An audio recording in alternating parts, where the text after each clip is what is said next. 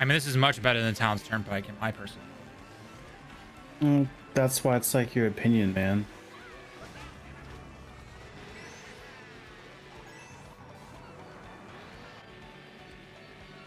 Let me know when you turn the stream on by any chance if it looks extremely laggy. So laggy, I didn't know it was going. You just have to refresh the pages, though.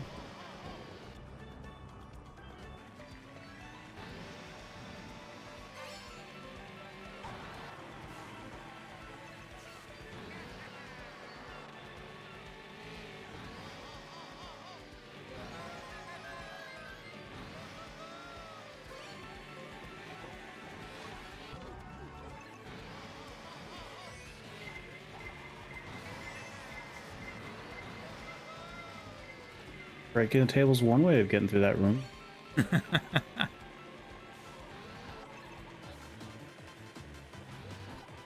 Let's go, star power! Although a bullet bill would have been way better. Not a golden mushroom. That's what I said. Ah, for fuck's sake.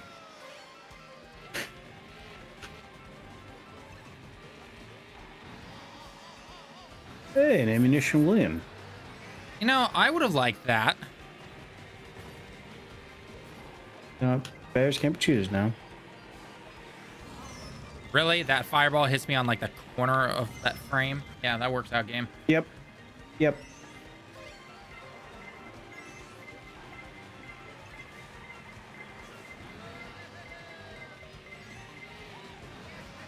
Ouch. Yikes, that was bad. Not as ouch as you.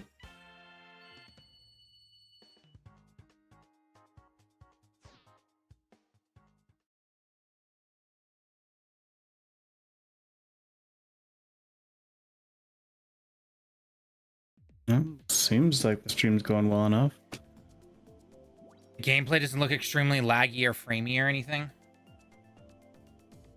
No, not really. Well, it's a black screen now.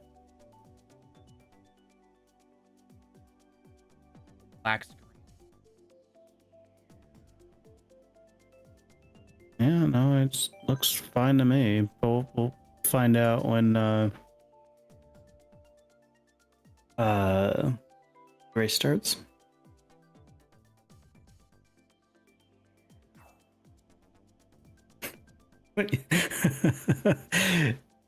So my phone lit up. I saw it was a couple of YouTube notifications. I thought, man, there's just been so many fucking YouTube notifications these days. I'm not sure what the hell's going on. Most of those I don't care about. I looked at what they were. It's this stream. Head down to the other chat when you get a chance as well. All right, yeah, we'll do.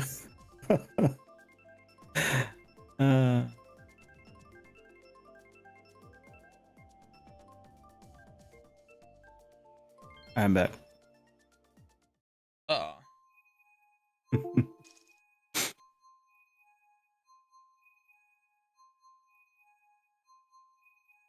mean, everything likes to play ball right now. How well it goes.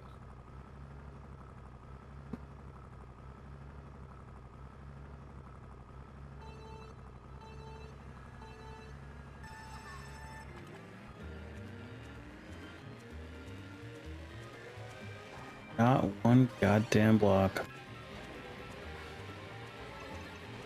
I got 2 blocks. I got 4 mushrooms, baby. Let's go. Life just isn't fair. Yeah, you know. I guess they took pity on me after getting 11th place last time. You know. And unfortunately, that first place race that no one's going to see because we weren't live yet. What first place race? What are you talking about? Exactly. I didn't see no first place race. I know you didn't. I know you didn't see anything. I don't know what you're talking about.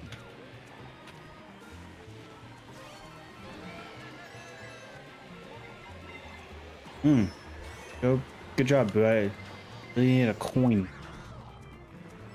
What the heck did I get hit by?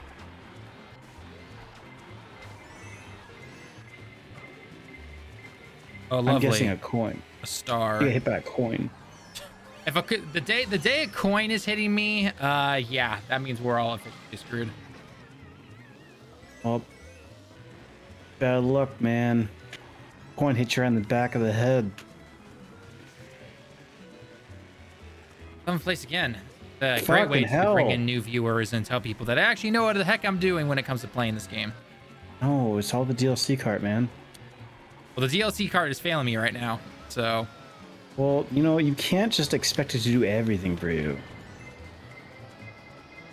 That sucks. You know why I'll that take sucks? it, I guess. You didn't deserve that. The DLC cart not only did the work for you, but then Ammunition William took it home. Oh, did it? That's cheating. That's cheating. Is it? Is it really cheating? It's not above you. Use the DLC cart, but come on now, have some sense of standards.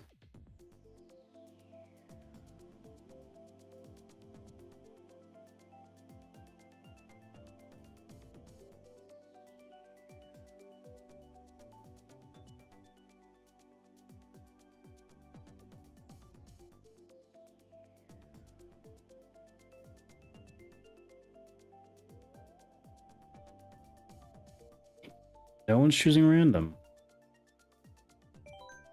Just for you.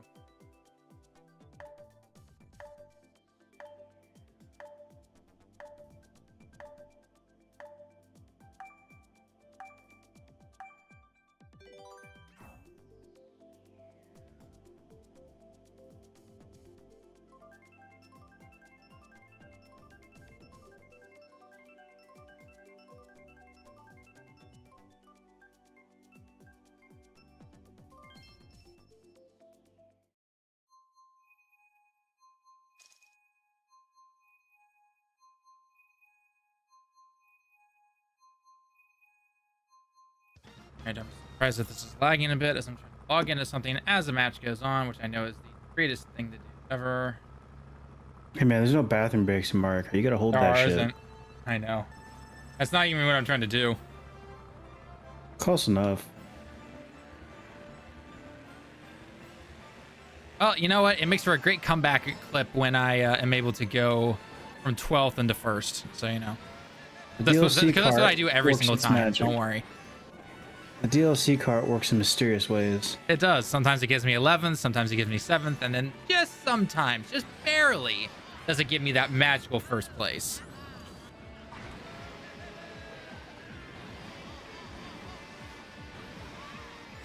Oh, damn, I thought the lightning was going to go away, so I was like, come on, time it good. Yeah, I never try wasting my time trying to time it. It never works out. I feel bad for the guy who ran into me. Shouldn't have hit my banana.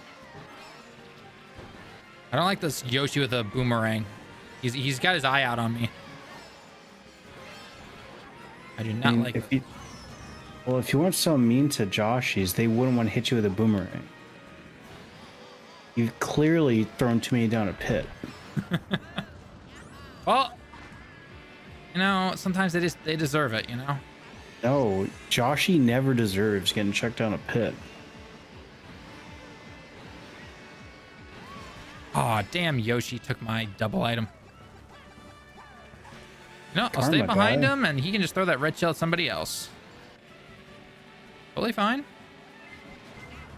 Really? Who the heck throws a red shell behind them? Jesus, what is this, purple shell?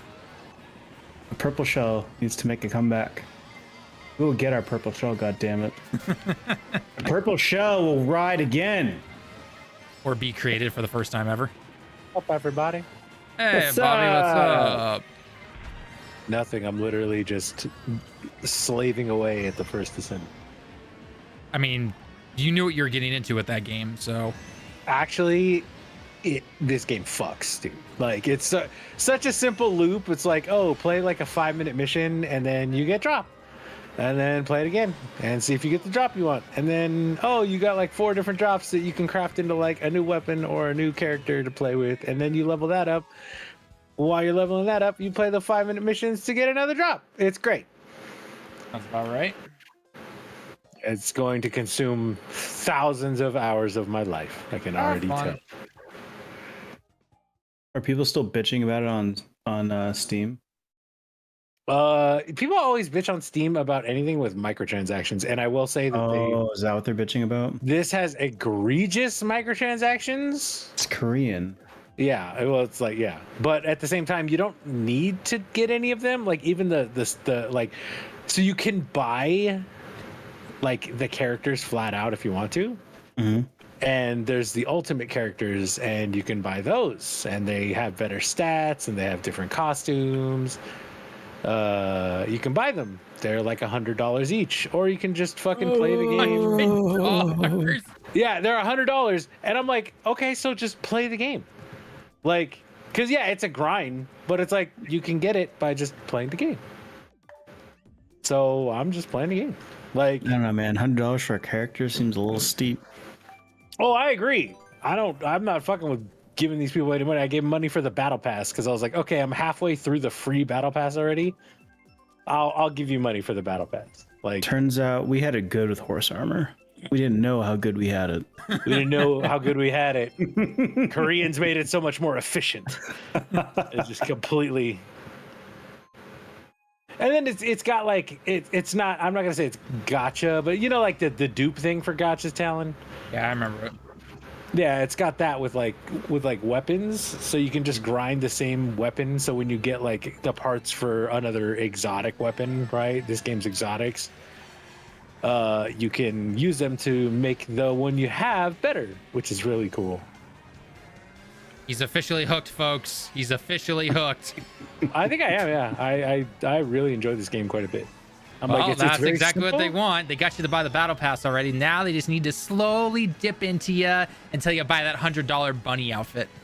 No, fuck that, dude. I'm not spending $100 on a character. That's ludicrous. No, not a character, a bunny outfit. It's a bunny outfit. It's not even a character. Way worth no, it is the character. That's what I was talking about. The character. It's the better version with a different outfit on.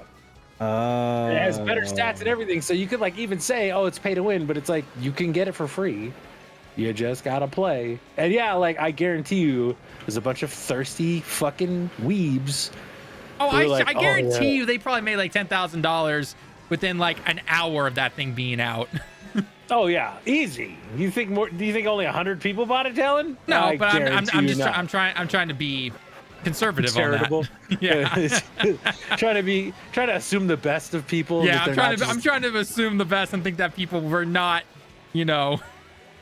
There's like, you know what is a little uncomfortable though? There's like, they put out the summer costumes. So it's like, it's just like the characters now running around in bikinis. And I'm like, y'all are it perverts. starts with a $1 pack. All of a sudden you're a big spender. Exactly, Gala. Exactly. Y'all are perverts. I'm just going to get my little like hamster wheel, like backpack for like level 43 on the battle pass. Like, and they don't know how to just Google. They can't just Google that shit. Like, and drop $100 for that shit. Really? No, yeah, that's the thing. Is like I was like, oh, maybe I'll go because I really like that character, like the basic version of that character, like because her abilities are fun. Like she runs hella fast and like just does this giant AOE. But like, I'm like, I'm not paying for a $100 thing. Let's see, Ultimate Descendant. Okay, so it says 3,000. Remember of Toon's the currency. Rage Against Lemon?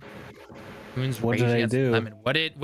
Toon and Lemon? What did Lemon do? Against Toon and Lemon. Toon and Lemon. That's an interesting combo. I don't think Toon and Lemon have ever been. Oh, they probably have like a long time ago, but I don't remember. What am I missing? What chat am I missing? That It's YouTube Short. the YouTube Short chat. I Yeah. gotta open all of these, I guess. Well, that's why I have a combined chat on my screen, so I can just see everything. Oh, we can't all have that. Yeah. Can we Well, now, you- Talon? Can actually, yes. Can we? Yeah, you download the program I'm using, and that's how you see them. Yeah, but we would all have to be logged into the account. I feel like there's a website, it's like inverse of multi-stream where like you could just have multiple streams on. Yeah, I put a like, limit when I web browser. Gawa, Tito I put a Gawa. limit when I saw Yeah. my gotcha spending surpass $100 a month. My brother in Christ, it is very rare that my video game to buy physical video game spending goes over $100 a month. Like, Yeah. I don't know, like on average maybe, but like October, November, December, it's pretty much carrying the rest of the fucking year. Yeah, well, I mean, like for me, it'll be like September through like February or March usually, and then it starts to get slower, like April through. Oh, July. April through July is always slow. There's maybe like one game I buy. Yeah, it used to be January through July basically was slow. Yeah. And then everything got delayed because of COVID. And then they're like, hey, let's release everything in February. Yeah, let's have the first quarter be fucking stacked too every year. Like, what do we have this year? Rebirth, Animal Well, I'm pretty sure. Mm-hmm. Yep. The Yakuza game, or Like a Dragon. The old yeah, Yakuza Like game, a Dragon. Dude, like two banger, like 90 plus that games stuff, came out immediately in like February, right? Yeah, I will say it's pretty. Even prior to the pandemic, JRPGs regularly, deployed or released. I'm already thinking it's Monday, man. I'm already like just in that programmer mindset. They released in the beginning of the year, so it's not super unusual. Just so happened the big hitters this year. What'd you say, Bobby? I heard you say my name. I was gonna say, tell your countrymen to chill their shit. Don't worry. Next year in February is gonna be pretty low key. I think the only big game coming out of Japan next year is Monster Hunter. I was gonna say there's a very good chance that Monster Hunter is gonna be in February, so I would not call that low key at all. Yeah, there's not a whole lot bigger than Monhun guy. I don't think it's coming out in February though. That's the thing. Like it's like what really competes with Monster Hunter on like the huge Japanese game scale is like Final Fantasy. Right, but Final Fantasy literally just came out this past year, or this current year. So yeah, it's not gonna. Oh God, fireballs! I'm so upset. I got the new job where I'm actually gonna be able to make money, and the Final Fantasy Pixel bundle is on sale like now and not when. How much is it right now? I was like, no, it's like 60, but still, it's cheaper, and I would buy it if I had the money. For Final Fantasy Pixel, yeah, I mean, a game usually runs like $80 or something like that. You get like 6 games, and like I wish it would go down. Like it probably like another 5 years they'll put it down to like 50. Yep. Because Square. Yep. Square, Nintendo, all that stuff. Jesus. What I am looking forward to is Dragon Quest. Yeah, that comes out in October. October will be Expensive, Sparking Zero, something else, and Sonic Generations. Well, I mean, just anytime October, November comes around, right? Like that's when that's when all big games come out for like. For me, it's gonna be next month because next month is Astro Bot. Dude, Astro Bot, yeah. Zelda. Astro Bot, Zelda, and something else that I was like, oh. I mean, a combination. I think there's another one. A combination of September and August. I mean, Black Myth Wukong I'm looking forward to. I just downloaded the demo for it. There's a demo for it? Mana. No, Mana. Visions of Mana. Visions of Mana looks really fun. And then obviously Astro Bot.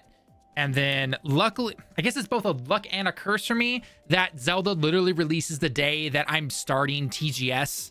So, Bobby, that's all you, brother. It is all you. Epic Mickey was the other one. Oh, is that September? I thought it was October. Yeah, that's 2 days before Echoes of Wisdom.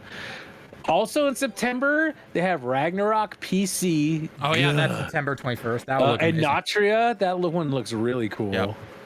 Okay, real quick, we need a moment of silence. Round of applause right here for our man over in Twitch, trying to get my 12-year-old nephew to play FF6. I wanted to play a game with a story versus, say, Roblox. You are doing God's work. You are amazing. Keep it up right there. Here's what you do, Gawa. Here's what you do, Gawa. You build a remake of Final Fantasy VI in Roblox. Oh God. Right? It just take like 4 years to do it. That's it? Just 4? Yeah, just 4. Yeah, it doesn't have to be perfect, man. It's just gotta be like kind of, the thing. Playable. The story. Yeah, playable, and it's the story, right?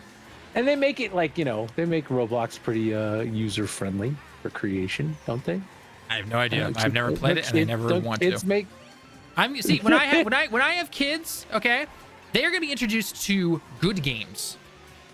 Yeah, if I had kids, I would literally never let them play like I'd let them play Minecraft, Fortnite, Roblox, all that would be gone. Roblox, no. Yeah. I'd be like, nope, you're not allowed to. That's what I'm saying, Gawa. I wasn't even joking. I was being serious. Like, remake it and go like, here's a new game in Roblox for you to try. Because you can make just about anything in Roblox. Like, it's pretty wild. See, that's cool, from the moment they can literally open their eyes, and I'm like trying to sit with, you see those like short clips of dads who are like, they put their babies in their laps, they give them a dead controller, to act like they're playing together and they're playing games. I'm gonna be putting like all the Nintendo games in front of them. I'm gonna be putting all the good stuff out there. I'm gonna be like, yes, see, this is what you need to be playing. And then I'm gonna get and they're gonna bring them up on Nintendo games, some good Sony games, PC, the whole 9 yards. It's gonna be awesome. I'm sure my wife will love that, but hey. It almost sounds like you're gonna say brewski. Like, yeah, give him the baby a brewski. Give the baby a brewski. I'm starting on the good beer. Just vibing with the kid,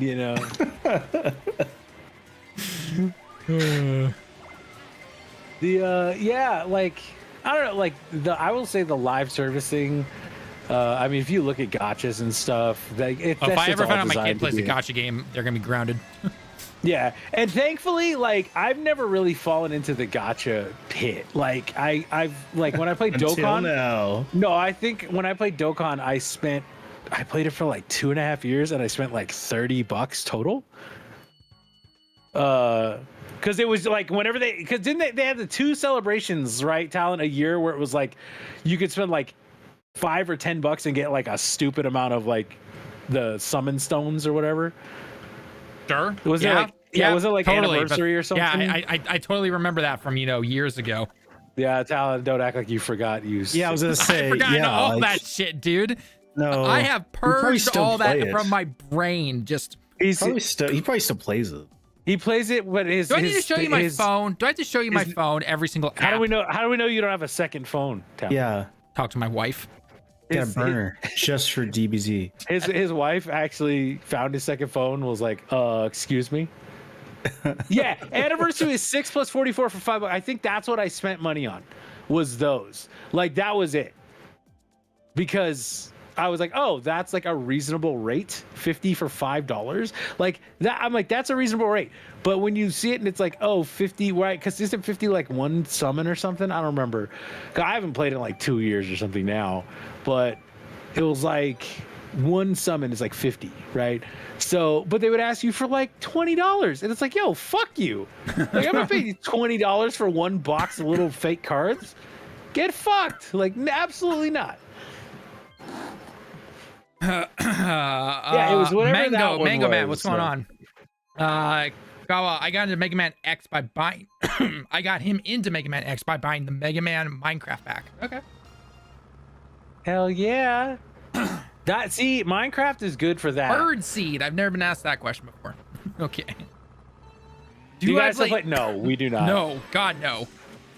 Talon is the most anti-Dokkan person I know, I'm the most except for maybe myself. Gotcha person you've probably ever known. Talon went down that rabbit hole. He's not down. I clawed my way back out. I got out of that trap. He was he was in those Japanese gotcha houses, you know. They were sharing credit cards, unwashed. You walk in, Talon had the hose tied around his arm with like a little summon animation going. It's on a gear, so just like just constantly moves his hand up and down for the game. Yeah. He's like half passed out. He was popping bubbles like delusionally in real life. Yeah, during my breaks while I was teaching, there's the bubble. He's like, the bubbles, man. The bubbles. I need one. I just need to pop like 3 bubbles, man. He just has like PTSD the moment he sees some kid playing with bubbles. He just starts flipping out. Oh no. Oh, I got the perfect short for that. I just clipped that now. So. We don't play Dokkan here. Lemon does, but yeah, Lemon's a big gotcha guy. So I feel like Lemon would be the guy to play. What's that one? Nikkei. What's that one? That's the waifu one, where it's just like explicitly just waifu simulator. I mean, at the end I mean, of the there's day, what probably is a like 10 gacha of those game? things. So, I mean, Waifu, Yeah, it depends. Raditz, same thing. I'd love to play Same Mario Kart, thing. but I don't think I have Nintendo Online anymore. I mean, if you got a couple friends, you have it. You can just do the family plan. You pay like, what, $2 a Pennies. year or something like that. So, It's a screaming deal. yeah. It's like $80 for 8 people. So Yeah. yeah, if you have friends, just be like, yo, guys, like if you have enough friends that everyone has a Switch, just do it. Like I actually told my brother, like, I was like, I'm just gonna buy the family plan, and if you want to give me like $10, like you can just hop on it. And he was like, oh shit, maybe I'll do that. So you get a bunch of cool old Alex, games you are and stuff, 100% wrong, and you need to go sit in the corner, young man. too. What happened? He's saying I missed the shaft. What? What? What? Giggity? Question mark? No, the gotcha shaft. Oh, well, I mean, giggity?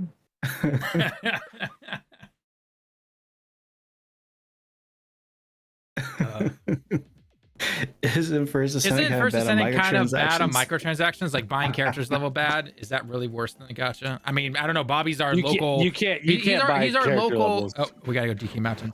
See, Bobby is our new local guy who's just hooked on this stuff now. So we're gonna let him say, comment on that. Yeah, I would say there's not you cannot buy character levels, at least as far as I know.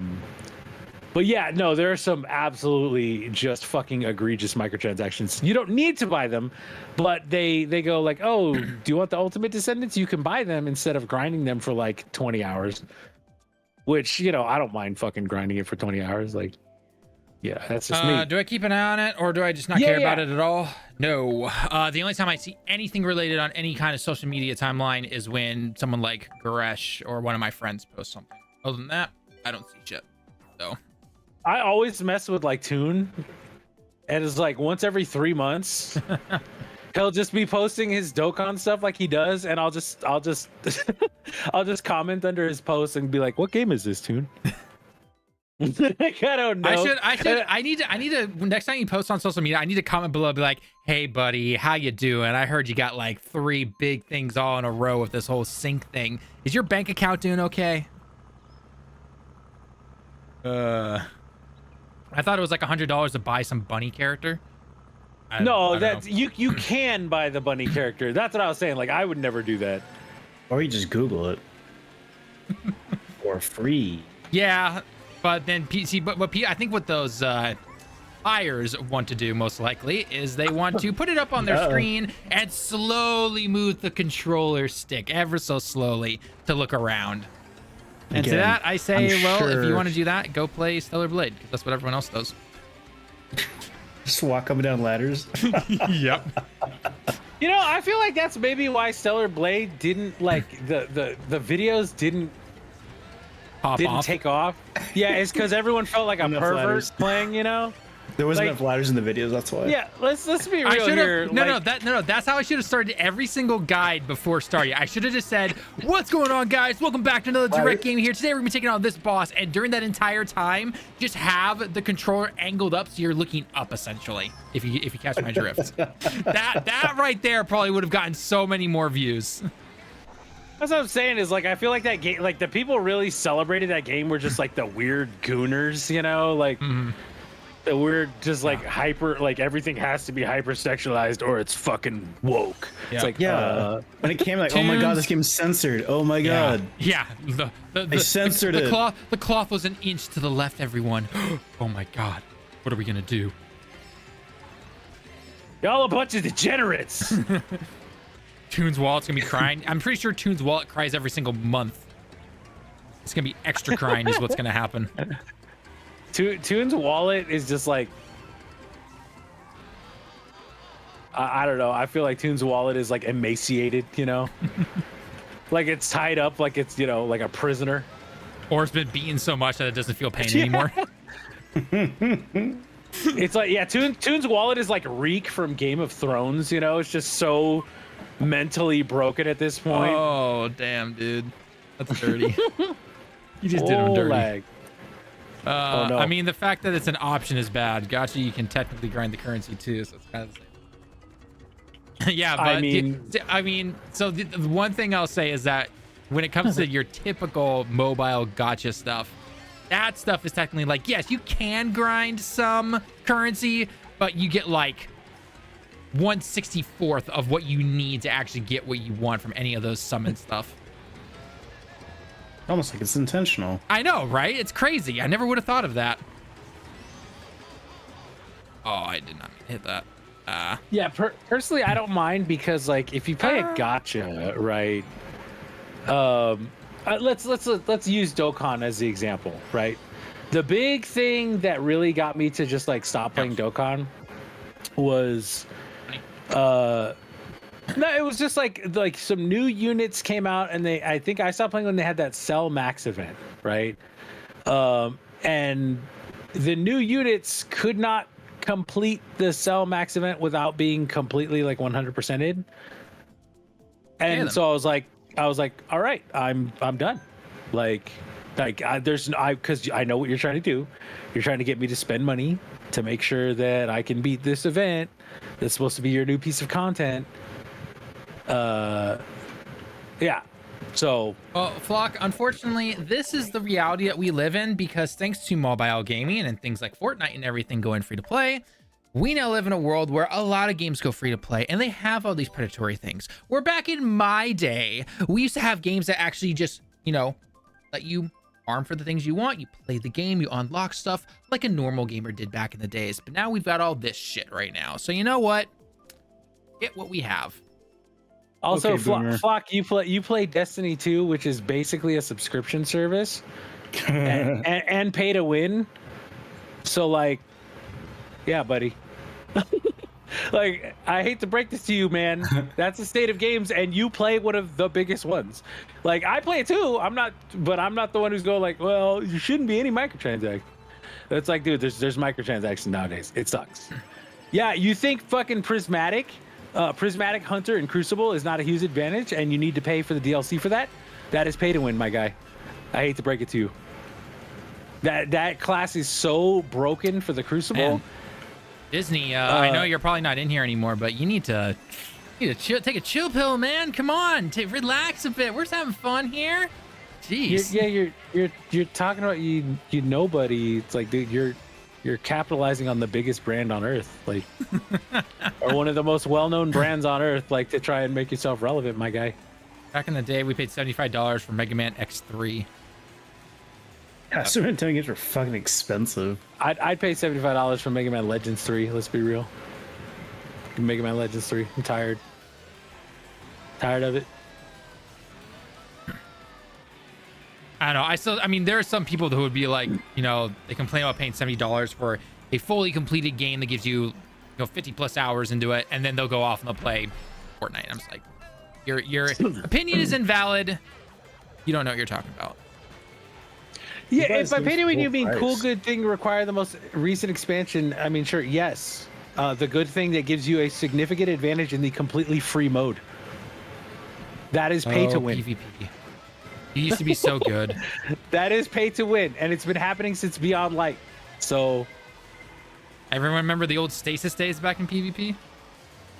Yeah, but every game with DLC, like if you're playing Borderlands, you're not fucking playing Crucible. You're not playing multiplayer. You're playing Borderlands. Does First Descendant even have multiplayer, or is it only PvE? It's all PvE. That's what I thought. I couldn't remember. So. And also saying pay to win in just a PvE game is weird to me. But I mean, I guess, like, if you can't get something by any other means, I guess you say that with Dokkan too, Yeah, there's no online, but you can technically save up stones, and then you can summon after you save up for 19 months for the anniversary. I saved up for 19 months, man, for an anniversary, even though they're going to become irrelevant in like a week. Just like Destiny characters and expansions and shit. Yep, pretty much. Oh man, rip Destiny, guys! Like real talk. Yeah, we'll get into that discussion later because there's some other details that came out over the last couple of days. Absolutely, you should hang around because we're gonna talk our shit. We're gonna be talking a lot about all the details that came out about what happened in those 3 months with the expansion delayed and all that. So, oh man, there's some. What's the alternative? Make everything free? Yes, that's actually what they're going to do, Flock. So, yes, that's the alternative. Unfortunately. They got cucked by their own shit. That's why. Funny enough. That is why I will always support games that cost money and they give me a full game completed with no microtransactions over a free-to-play game. I'll do it. Yep. Like, I enjoyed this because there's this, it's like Warframe. There's just like a mindless grind. You go through, you have a simple little combat loop, you see numbers go up. Let's back out, Lemon, and find a new server. It's easy. Numbers are a little low. But yeah, make everything free. Yeah, I think like the new subclasses, hell yes, should be free. I do not understand. Like, sure, like raid, new planet, like stuff. Yeah. That's very expensive. Warframe has been doing it for longer than Destiny, Flock. I don't want to hear it. Warframe has been doing it for like 2 years longer than Destiny. I mean, Flock, I don't know if they real talk, they have better content. Destiny feels better to play 100%, but Warframe has better content 100%. Flock, I believe the big expansions are actually stopping. They're going to be doing 2 smaller ones per year now or something like that. And they're going to be free, which means I'm actually more willing to spend money on the game now. See, are they? I see. Yeah, they said they're going to do. We're going ahead of everything because we're going to be reading Jason Schreier's article because he has all the good inside information. But I didn't know for the streams to read the article. I read them beforehand because I'm a nerd and because I've played Destiny for a decade. I skimmed it, so But again, I want to act surprised. I try to be in the moment when I make these videos, man. Come on. It's like jazz, man. We're trying to free flow. Borderlands would be the number one movie, or Deadpool take it this weekend. Deadpool. Oh, Deadpool. Borderlands. Deadpool. By the way, finally going to go see Deadpool tomorrow. It's going to be awesome. I am a huge Borderlands fan. I fucking love Borderlands, and I cannot get behind the Borderlands movie. That's not a joke. Ladies and gents, he is a huge Borderlands guy. I fucking love Borderlands, but Jesus, like, that movie looks terrible. Like, I try not to be one of those people who's like, oh, it looks bad, but like, man, that looks real bad. Like, and I'm willing to watch a fun, dumb movie, but whew. Yeah. I mean, stinky. That's the only word. Isn't Deadpool and Wolverine, isn't it already at like $500 million made or something like that? Yeah, it's something like that after this weekend. And this is the opening weekend last I checked, right? Or it was the opening weekend? Last weekend was. Last week. Okay, so it's been after tonight, your guys' time. That's 2 weekends it's been out, right? I think so. I don't know. Time zones are all over the place for me. So. Again, Flock, like, yeah, you could say, and this is the thing with Bungie. People have defended Bungie forever, and I used to be like that, Flock. Like, but when I see Warframe do what Warframe does more consistently with better stuff, with new Warframes, with new planets, like they went from linear design to like open world. They added romance systems and fishing, and like every fucking system in the world is in Warframe now because they're just like, we're just gonna add it because we think it's cool. They added like ship battles, which is something that people have wanted in Destiny for years, and I've paid $100 every fucking year for Destiny. For 10 years, I've spent $1,000 on that franchise. That's not including the collector's editions of a couple of them I bought. I mean, the bottom. And what have I gotten now? What have I gotten? I've gotten, now everything's going to be free. Bottom line with Destiny is that there's going to be a lot of changes now with all the layoffs that just happened. Hopefully they're going to get rid of management, which I feel like there's still some kind of probably clause in a contract somewhere where he can't leave so easily. But based on what we've been seeing from all the news and articles and everything is that basically don't expect the same level of story quality and all that other kind of stuff when it comes to whatever is going on forward and everything. Essentially, like it's gonna be scaled back. It's gonna be scaled back, and the fact that Destiny 3 is nowhere to be seen, basically. I mean, they're gonna be, what they're basically gonna be doing is because Destiny's the only thing making the money right now. They're gonna be putting what little they can into it right now to push Marathon out, and I guarantee you higher ups are really praying to the gods right now that Marathon can take off, which I don't think it's going to. Yeah, let's be real. Marathon is gonna fucking bomb. Because the weird thing about Marathon is that first we heard that it's an extraction shooter, and then there were rumors floating around that Bungie brought in, the Tarkov, crowds essentially to try it out, and they were bored of the game. And now we're hearing that it's supposed to be an extraction shooter still, but with heroes. And I'm just like, oh boy, okay, we're going down this road right now. And we're not chasing one trend. Yeah, we're chasing two now, trends, baby. And let's not forget. So this game is supposed to release this year. It's going to release next year sometime. It's no way Sony allows them to push it back anymore.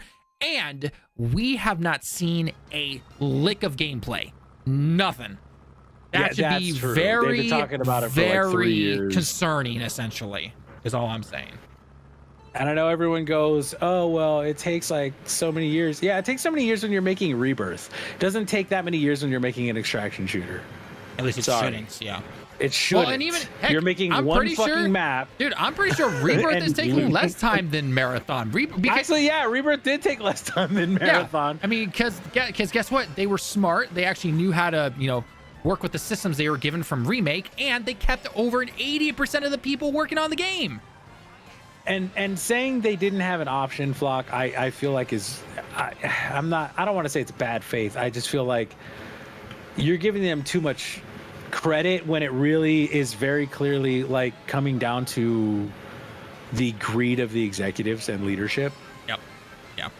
And I'm not even going to talk about necessarily Pete Parsons buying the cars. I'm going to talk about all the employees who are going like, yeah, I had problems buying groceries while I worked there because they don't pay enough to live in Seattle. Oh, shit, I didn't see any of Oh, dude, I mean, Seattle's an expensive state to live in. Yeah.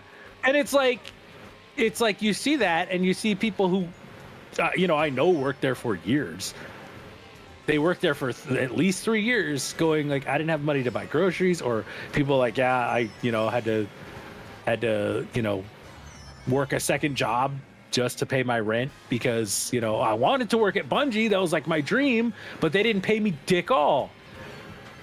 I mean, pretty much. Like, I feel like working anywhere in the States when it comes to game development is just like, because it's so expensive to do it in the States.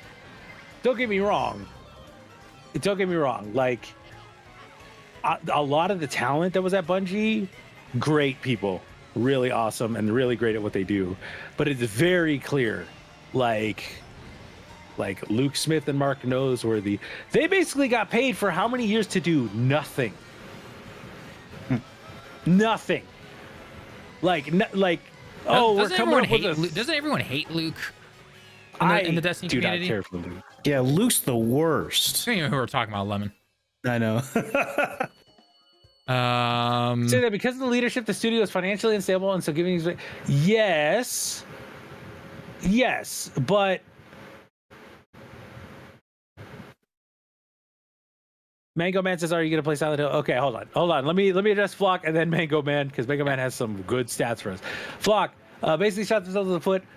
Well, yes, but a lot of that is too like they built that studio, which probably cost them at least $100 million, and then they closed it down in under a year, which I didn't know about. I didn't know that they closed that new studio that they built, that they were all like, we're building a brand new headquarters in the heart of Seattle to make sure everyone has a great place to work when we come back after COVID. And then they closed it the fuck down. Like, holy shit, how do you fuck up like that? I cannot believe. That is just piss ass poor management. And right now, honestly, I'm hoping Sony looks, I hope there's some clause that Pete Parsons gets, $30-50 million, the GTFO fee. They just look at it and go, all right, we'll just give it to him. Get the fuck out of here. We don't want anything to do with you. Well, especially with the new CEOs in charge now, especially the one over here in Japan. And that dude is big on numbers. He's like, if the numbers are not where they need to be, he will fire your ass. Like, but he doesn't have anything to do with it. He's hardware. Unfortunately, they have split roles, and I assume that him and Herman Hulst have those conversations. Oh yeah. But at the end of the day, I'm hoping at least Herman Hulst just goes, "Yo, Pete Parsons, fuck you. Yeah, get out." Like their entire C-suite needs to be. So Mango, he said that Deadpool and Wolverine is at 824 million. Oh yeah, that's reaching $1 billion. Yeah, worldwide. Yeah, That'll reach next $1 billion. weekend, easily. Easy. Was there any doubt in that though? It's a Marvel movie. Don't they regularly hit stupid high numbers? Not since Spider-Man, I think. Not since Spider-Man, which was like 2-3 years ago. Which Spider-Man? The No Way Home. Oh, I think you're talking a good one. Are you guys gonna play Silent Hill 2 remake when it comes out? I probably will. I don't know about you. Yeah, I'll play it. It's good, right? When is it coming out? We don't know yet. Oh, okay. I don't think there's an official date. It's a Sony like license, right? It's a like exclusivity for Sony or something. I think so. Man.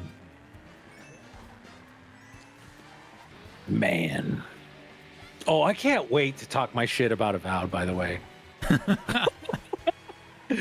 Because I got some shit to talk. And I hope y'all are ready for it. I mean, honestly, I kind of feel bad for the developers that are making that game because I feel like it's been dragged through the mud a bunch. Well, it looks like ass, Talon. So it's I mean, stop making shit that looks like ass. Well, I mean, they're not using the creation engine, are they? No, it's Obsidian. It's not Bethesda. They don't use it. They haven't used Bethesda's thing since. But Obsidian's last game was that 2D paper art one. Pentiment. So yeah, which I heard was great, but I mean, that was their last game, as in like they're going back to 3D. It's a bit of a jump.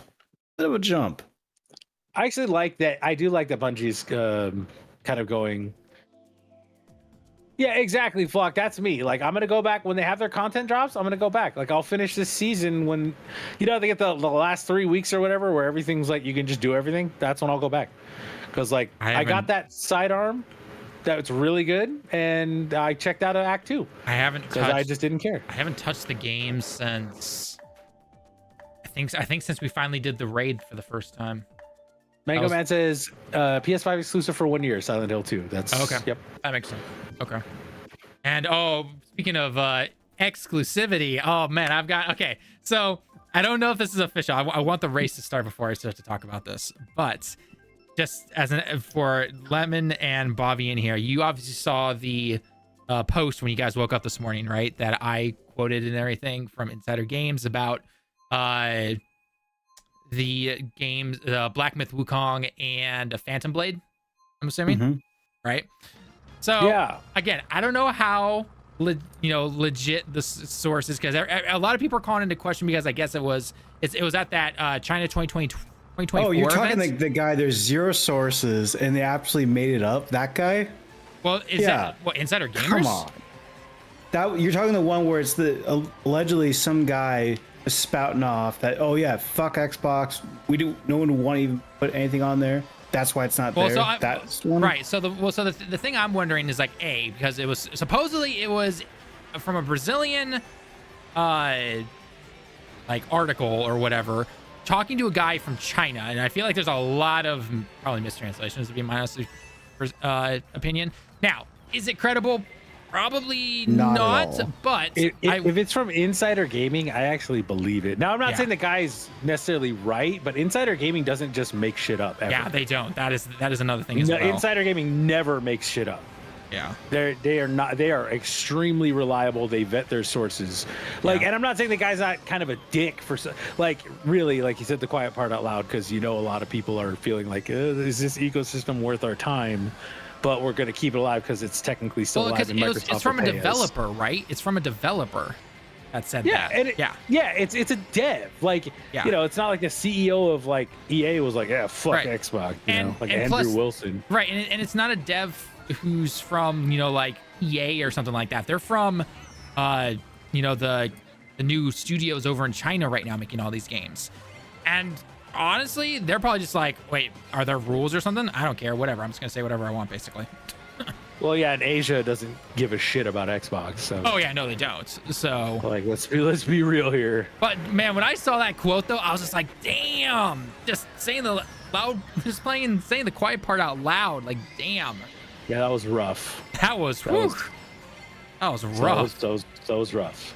It's I mean, he's not wrong though. I mean, especially when the sales aren't there. Yeah, that's the thing. It's like, And Microsoft fostered that environment of Game Pass, Game Pass, Game Pass. So if you're a Microsoft consumer, you're like, okay, then I'll just try and wait if it comes on Game Pass.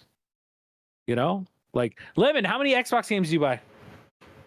From the series or yeah, like in the last 4 years. How many? For the Xbone, I bought a number of them. It's like the Master Chief Collection, Rare Replay. So basically, since Game Pass became day and date, and that really started becoming their push, you've been like, fuck it, I'm not gonna buy games because I got Game Pass. So I actually just saw this earlier. So Phantom Blade released a statement regarding the release platforms and strategy for Phantom Blade Zero, debunks false developer interview reports. Okay, so they debunked it already. Okay. It sounded like an absolute clout chasing article. Not that they're wrong. Not that I'm sure a majority of those devs on that team probably think that, but the whole thing just screamed clout chasing. Well, yeah, I mean, there's always... It's a bad look because you don't want to be burning bridges. Even as easy as it is with Microsoft, you probably don't want to be burning bridges. I will burn all my bridges until they make a good game.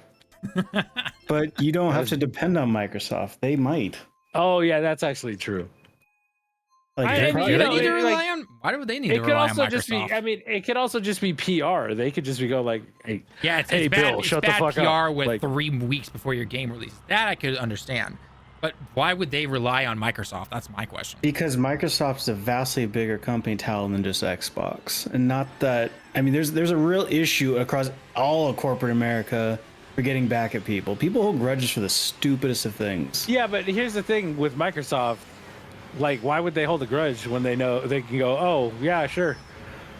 We'll let you use our Azure. We don't give a fuck about Xbox anyway. I mean, they don't as it is. I don't know.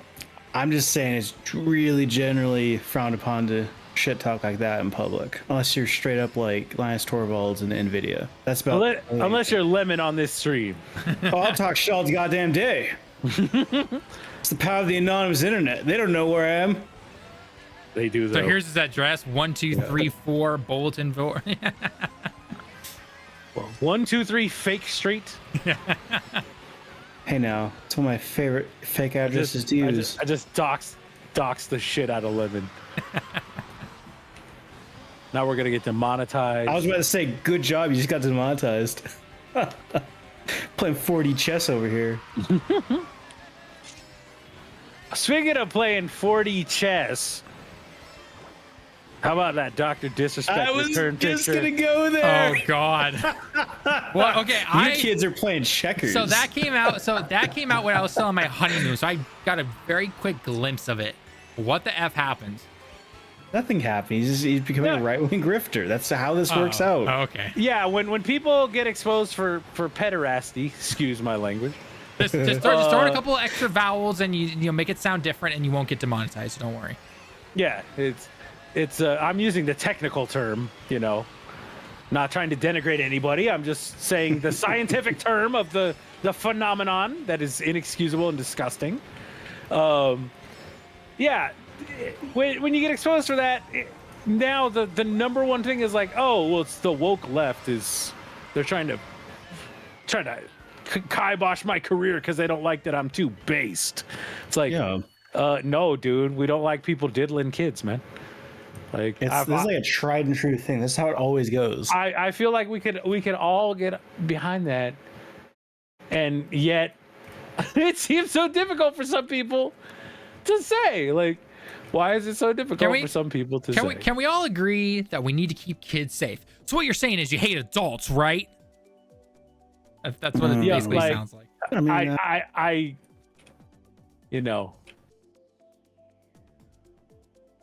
Yes, actually, I was gonna bring that up, Flock. The picture itself was just such a bad look, because adults play chess and kids play checkers, and the view was so low on that picture. Like, the angle of approach from whoever was on the checker side was obviously a young person. Later, Alex. Take it easy, man. Alex, take it easy. Tell Toon that little Bobby said hello. Yeah, man. We hope. Tell him we hope that his wallet is set free someday from the basement that it's locked in right now. Tell him that I hope the shaft is salty and girthy. Oh, damn. Oh, kidding. I love Toon. Oh my god. I love Toon. So Toon is what I miss playing Destiny raids with Toon. I would raid more often if we could get Toon in it more. Unfortunately, he doesn't play anymore. So. I know, it makes me so sad. I know. He's got to play real games like Dokkan. Playing checkers, a game for kids. I mean, let's be perfectly honest. I don't think he's using his brain anymore when he posts things like that. So was he ever? No, but I mean, he probably realizes that a lot of people don't support him anymore, so he's gonna just fall straight into the side that does, and the side that does is crazy. So I was telling my friend the other day about Dr. Disrespect, and I was like, man, I thought that guy was great originally. I was like, he's doing the whole like super gamer toxic masculinity thing and doing a fun send up of that, and it's hilarious. And now I'm like, oh, he just like was using that to live out his toxic masculinity fantasies. That's really weird and gross. Yeah. Like, and it really dawned on me when he like, when they came out, he cheated on his wife and he was filming in the bathroom and there's like a kid in there and all that stuff like was weird. Did not see any of that, but damn, that's Yeah, it was like during TwitchCon. He got suspended from Twitch for it. Of course it's during TwitchCon. Everything happens during TwitchCon. Jesus. I know all the uncomfortable like SA stuff happens during TwitchCon. Like, wait, what was that like Destiny creator from like years ago that got like exposed from that? But then apparently he didn't do it, but it was too late. Like it ruined his career essentially. Well, we don't know who it is, so it probably worked out pretty well. Yeah, we all forgot about him. I think it's a Game I almost said Game Informer for some reason. Game Informer? No, it's not that. That was the real reason. Town leaked it out. Say no to Rage. That was his name. Why would you want to say no to Rage? It's like the most fun thing to do. Yeah, I used to like that guy a lot when he was doing Destiny, and then I heard about all that stuff, and I was like, oh no, not then good, supposedly, but then 3 years later, supposedly it was all, it wasn't actually his fault or something like that. I don't know. Again, who said it? It's a he says, she says. He shit. Yeah. He shit. Pretty much. He shit, she shit. But apparently, it ruined him. It absolutely ruined him. Yeah, I think I've seen him in Console War Twitter a couple times since then. Oh, lovely. Which is real weird. And I'm like, oh no, man. Like, it's not like he's never ever saying anything bad. And funny enough, like I agree with a lot of the stuff he says or that I've seen him say. But I'm like, oh, this is like, I don't know if he's actually like a console warrior or if he's getting like clip sniped, I think he's just trying to find whatever way he can, I think, to be relevant again. Because oh yeah, of course. I mean, if you're a content creator, he had a pretty good thing going, I think, until he got called out for that, and then if I remember, he was getting like 4,000 to 5,000 people a day in his something streams, like that. Yeah, and then after, like, I think his channel now is only like 9,000 subs or something like that. Like he averages, I think, 10 or 12 people in stream. He still streams, and then his videos don't really go well, unfortunately. So, Dad, if you want to come clean about anything, you can now. You jaywalked once, didn't you? Who told you? It was Lemon. We all know it was Lemon. Lemon exposing my secrets from junior high. If there's ever a question involving talent of who told you, the answer is Lemon. It's a Lemon. It's good money, man. I gotta go pay for the original gacha magic cards. All the Dokkan fanboys who want to see Talon ruin because he got off their game. Like he stopped. Oh god. He stopped supporting our game. I mean, that game will die eventually, and then what? What I feel so bad for is Truth. Because, like, I know Toon and Gresh have spent money, but Truth has probably bought several houses worth of Dokkan fucking cards, or whatever they're called, units.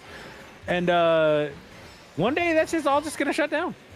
That is why you don't stick to just one thing indefinitely.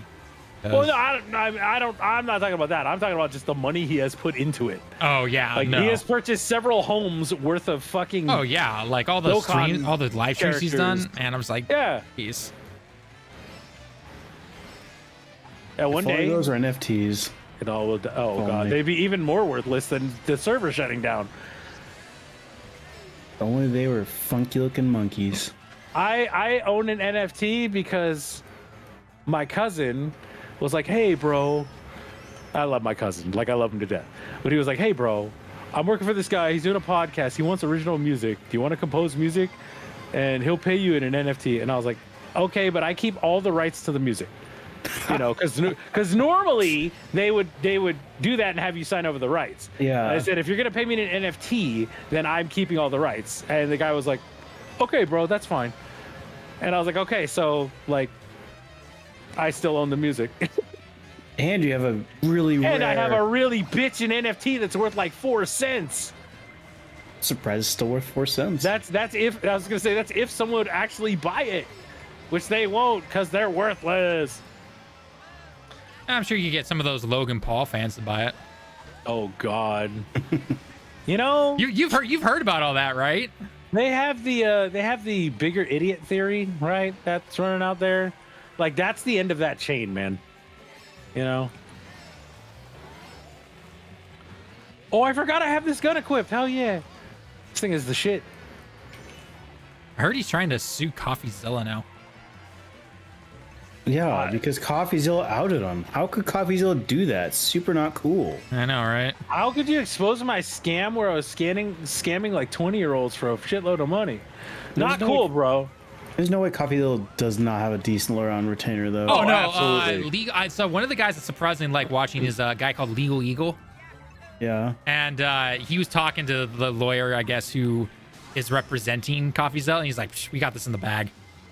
Oh, yeah, a slam absolutely. dunk. It's a slam dunk. Oh, Like, yeah. It's a slam. Yeah. You could probably get a low-tier public defender, and they probably still win. Like, We got to get Saul Goodman. Been trying to convince people to drop gotchas by telling them how many trips to Japan or elsewhere they could have gone for the same price. Real eye-opening. Yeah, I mean, or just put that money into... Like, if Microsoft was stonks or smart, something. they would release an exclusive COD and Elder Scrolls 6 for the next Xbox to get back on the console sales. Well, they can't do COD. They can't do promised COD. not to do. They Yep. promised not to do exclusivity for COD. Yeah.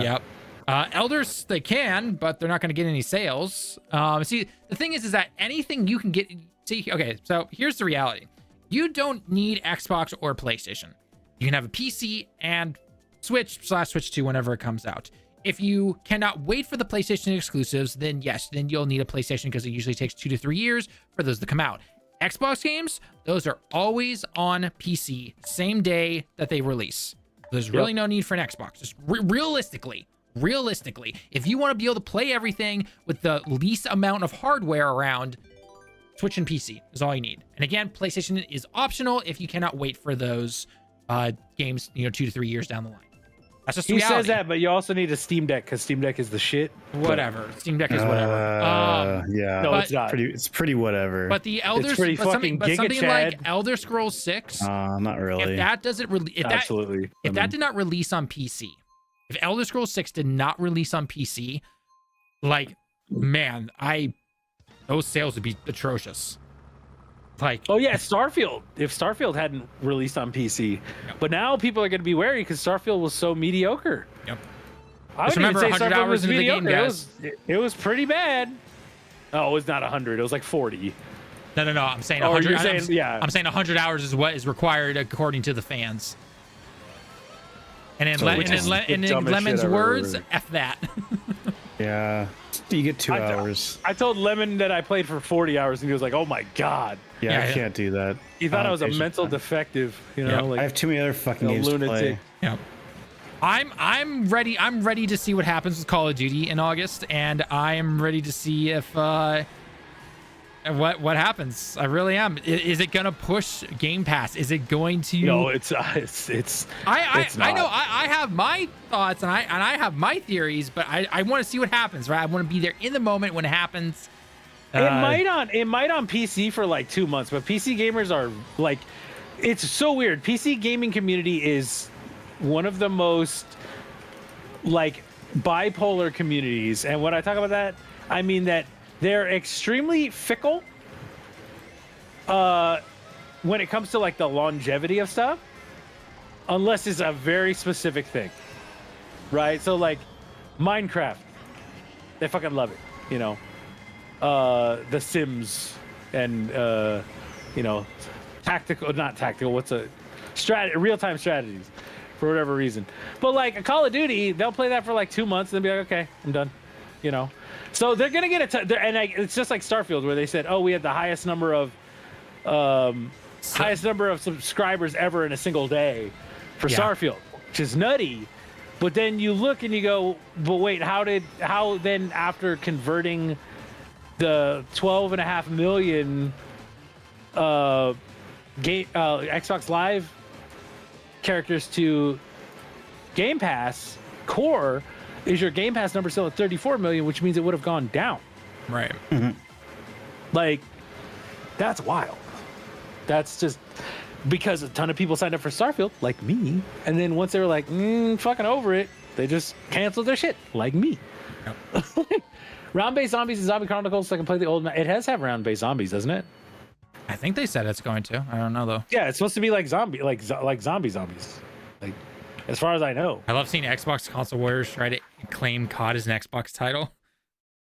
That's the funniest shit I've ever seen. Okay, so yes, Activision is owned by Microsoft, but last I checked, Call of Duty is releasing on Xbox, PC, and PlayStation. They still have old contracts put in place to put No, it they on made there. new contracts. The contracts expired last year, Talon. Oh, was it last year they expired? Okay, well, regardless, but it's still releasing on PlayStation. Heck, it's releasing on PS4 for crying out loud still. This year. That's how you make your money. Yeah, well, I mean, that's the reason they haven't dropped the previous gen consoles, because they're still making a shit ton of money off there and everything. And really, like, Microsoft's best bet at this point is just to become a publisher. And that's fine. Like, I'm fine if Microsoft becomes a publisher. Don't get me wrong. I want Xbox to, like, give me a reason to buy an Xbox, but they're clearly not interested in that. So just be a publisher and make good shit. Like, again, it comes down to that. Well, it's clear that the higher-ups, and we've said this multiple times, it's clear the higher-ups, they're making the calls now.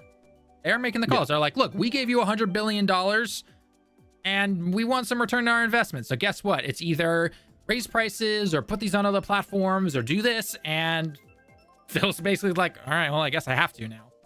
So I'm sure, okay, I'm not 100% sure, but I would take a wild guess that if the heads of Microsoft could, they would probably cancel day and day on Game Pass.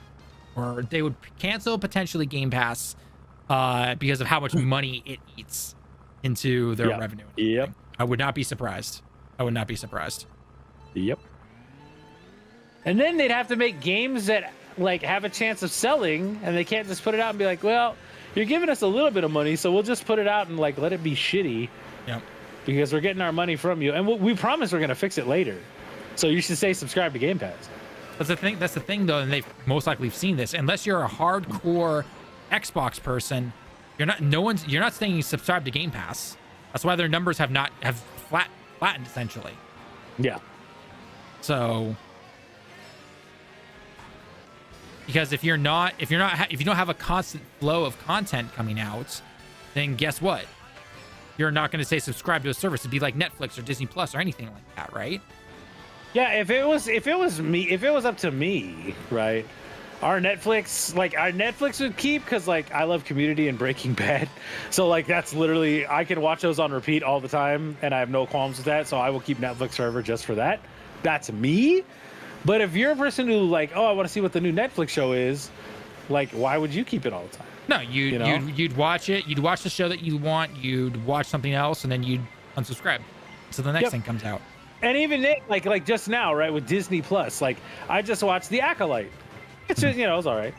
It's pretty fun. I'm interested to see where they go with it, what they do. It could be much more interesting if they really develop what they've got.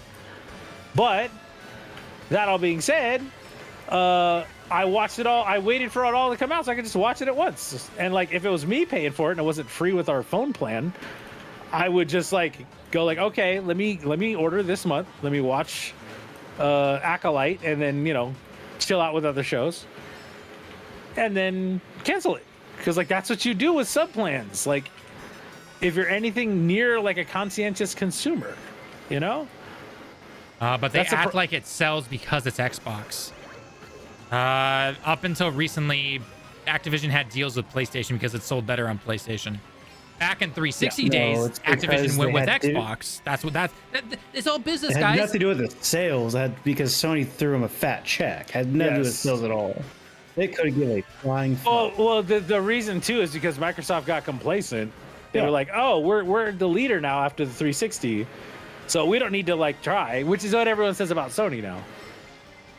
Star Wars Theory can suck every part of my ass, Flock. Sorry, everybody, but that guy sucks. I haven't seen any of his videos since That guy's 7 years ago or something like that. He's just an awful person. Okay. Everything is woke. Everything is DEI. Like, I'm so tired of those people. Lovely. One of those. Is it like the quartering kind of guy? Yeah, God. but focused around Star Wars, and it's like, dude. Oh God. I have a student, and she is in her mid 40s, right? She grew up loving Star Wars. You know, she doesn't really care for Disney, but like she came out to Disneyland just to go to Galaxy's Edge, the Star Wars land, you know? And because she just loves Star Wars that much. And she said Ahsoka like made her cry because she felt like she could connect to that story personally. And like when people go like, who the fuck wants this? Who's asking for this? That is who. Like there are other people aside from you out there. Wait. The Star Wars Clone Wars Ahsoka got her into it, or the TV show? She watched Clone Wars first, right, and she liked Ahsoka, but then she absolutely loved the Ahsoka TV show. Oh, okay. I thought, because the Ahsoka TV show was fine, but I will say I love the character of Ahsoka thanks to the Clone Wars. Well, it's like my mom. My mom, literally, she asked me like every month, like once a month. She's like, "So is there going to be a She-Hulk season 2?" And I've had to tell her like, I don't think so, Mom. Like, you know, apparently it costs a ton of money, and it didn't do too great. I mean, when you have a character that's 90% CGI all the time. Yeah, exactly. And if that character's on screen all the time, yeah, and then when it's not, that's gonna be it's another CGI character, right? That's a little tough. Like, I have to tell her, I'm like, I don't think so. And she's like, well, is she gonna be in the Avengers? Like, I hope so, because like that's what they built all of this for. I could see her in the next Avengers movie, you know, because instead of being on screen for 10 episodes. Yeah, or something like that. It's yeah. going to be on. She could be on for like what, 20 minutes at most. That's a lot cheaper than 10 episodes at 30 minutes a pop or something like that. You know. Yeah, exactly. Right. So yeah. And so it's like when you understand that, like that, and that's one of those things with I'm gonna say those people. Is that they don't have empathy and understand that other people might experience things differently than they do. Well, I think another thing is that it's like if you don't like something, then just go watch something else, find something else. Right. And how many times have I fucking said that, Talon? Like maybe this isn't made for you. Yeah. Star Wars sucks now. That's your personal opinion, Mango. Like I thought Acolyte was fine. Was it great? No, but it was fine. You know, I've heard that some of the I thought Ahsoka was fine. I personally haven't seen it. I've heard the lightsaber fights are good, but I've heard there's some iffy story decisions. Like, okay, you know, I mean, granted, I don't have Disney Plus, so I'll see the Acolyte sometime in the future. I don't personally care. So, I stopped watching Star Wars stuff after the Clone Wars was done. I was like, you know what, Clone Wars is peak. It was awesome, loved it. Yeah, I'm good for now. I'm gonna go, watch some other stuff right now. And then I went and watched, random anime or Japanese dramas because my wife and I like to watch them together. So. You know what actually really sucks, and people are gonna like think I'm nuts for this. Like, if you look at what's that stupid second one in the last sequel trilogy, Last Jedi. The Last Jedi? Yeah. So like everybody hates The Last Jedi, right? When let's be real, if everyone has seen that sequel trilogy, The Last Skywalker, whatever the last movie is, The Rise of Skywalker. The Rise of Skywalker is one of the worst things I've ever seen. That movie fucking is awful. It was pretty bad. It's awful. Awful. It's one of the worst things I've ever seen. And I'm like, man, if they had actually sure, look, like Last Jedi made some choices that a lot of people didn't like.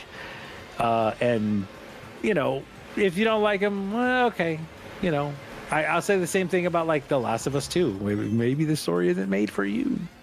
But like, I was like, okay, there's some interesting ideas here. Yeah, it was kind of weirdly executed, but like, there were some interesting ideas, right?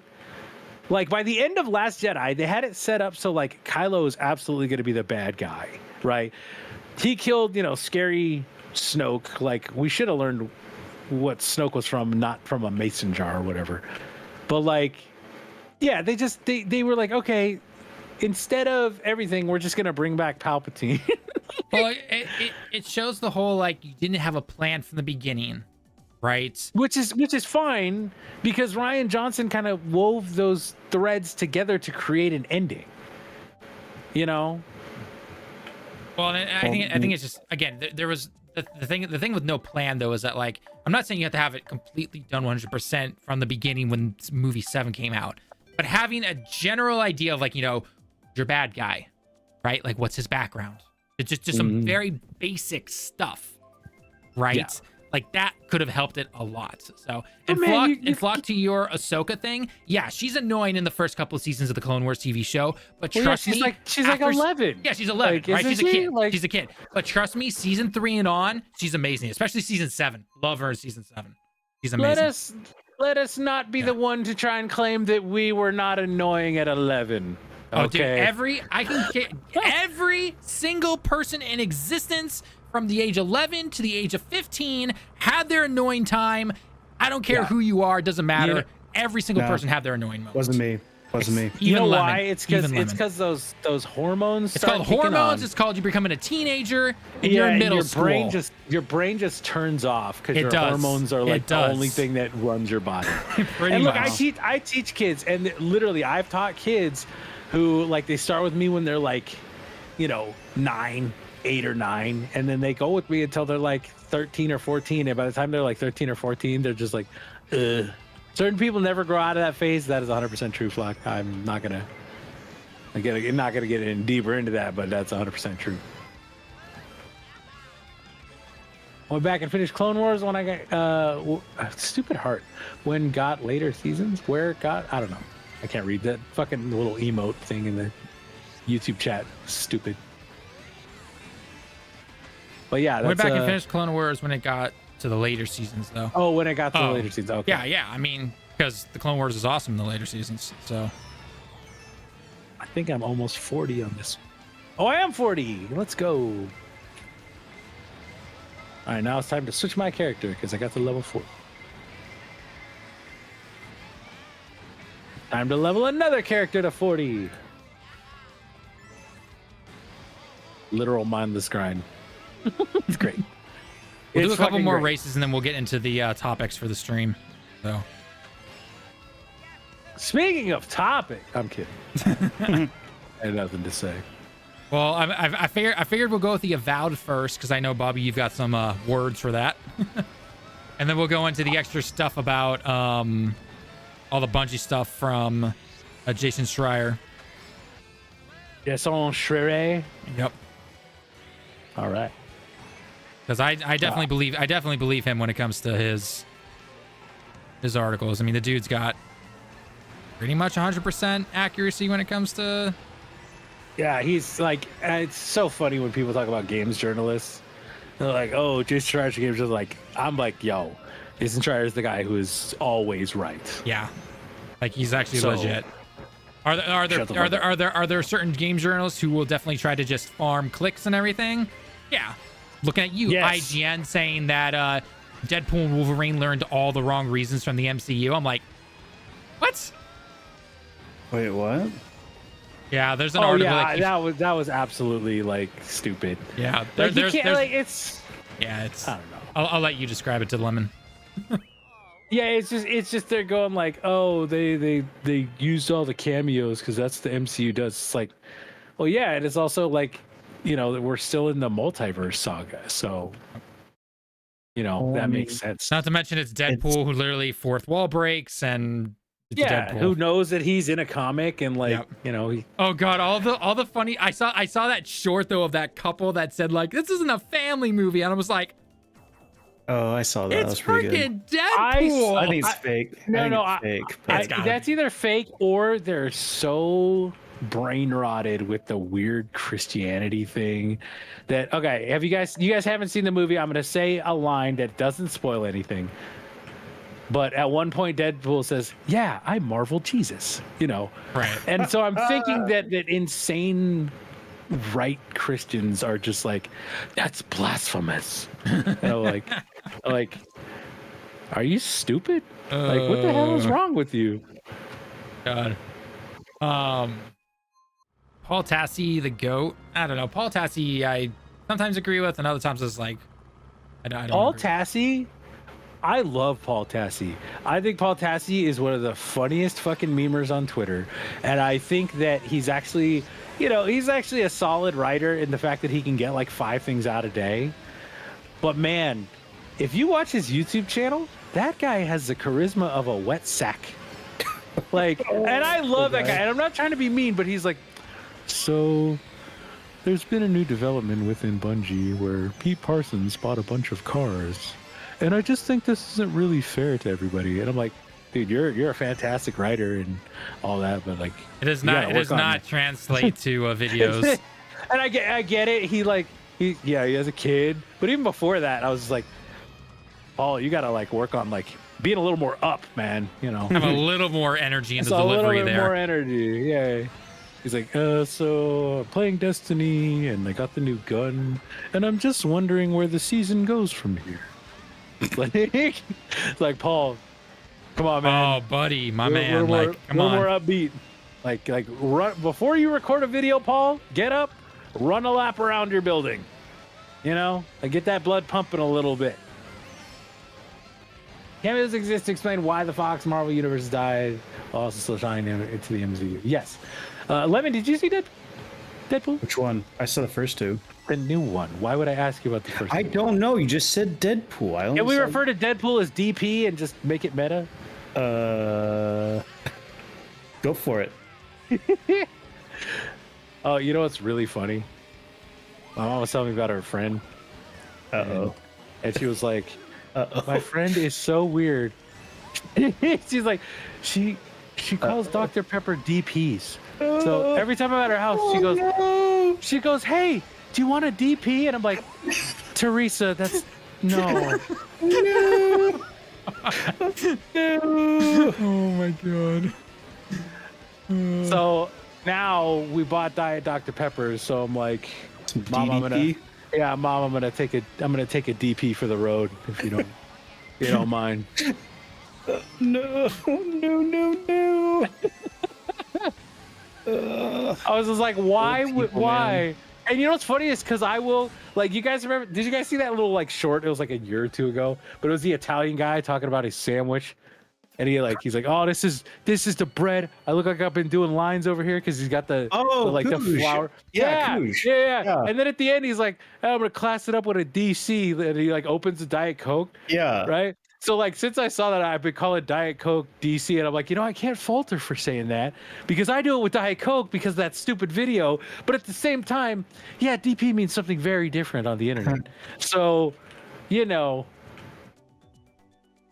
maybe. You need to educate your friend. Although, to be fair, my mom's, kind of like that sweet old lady too.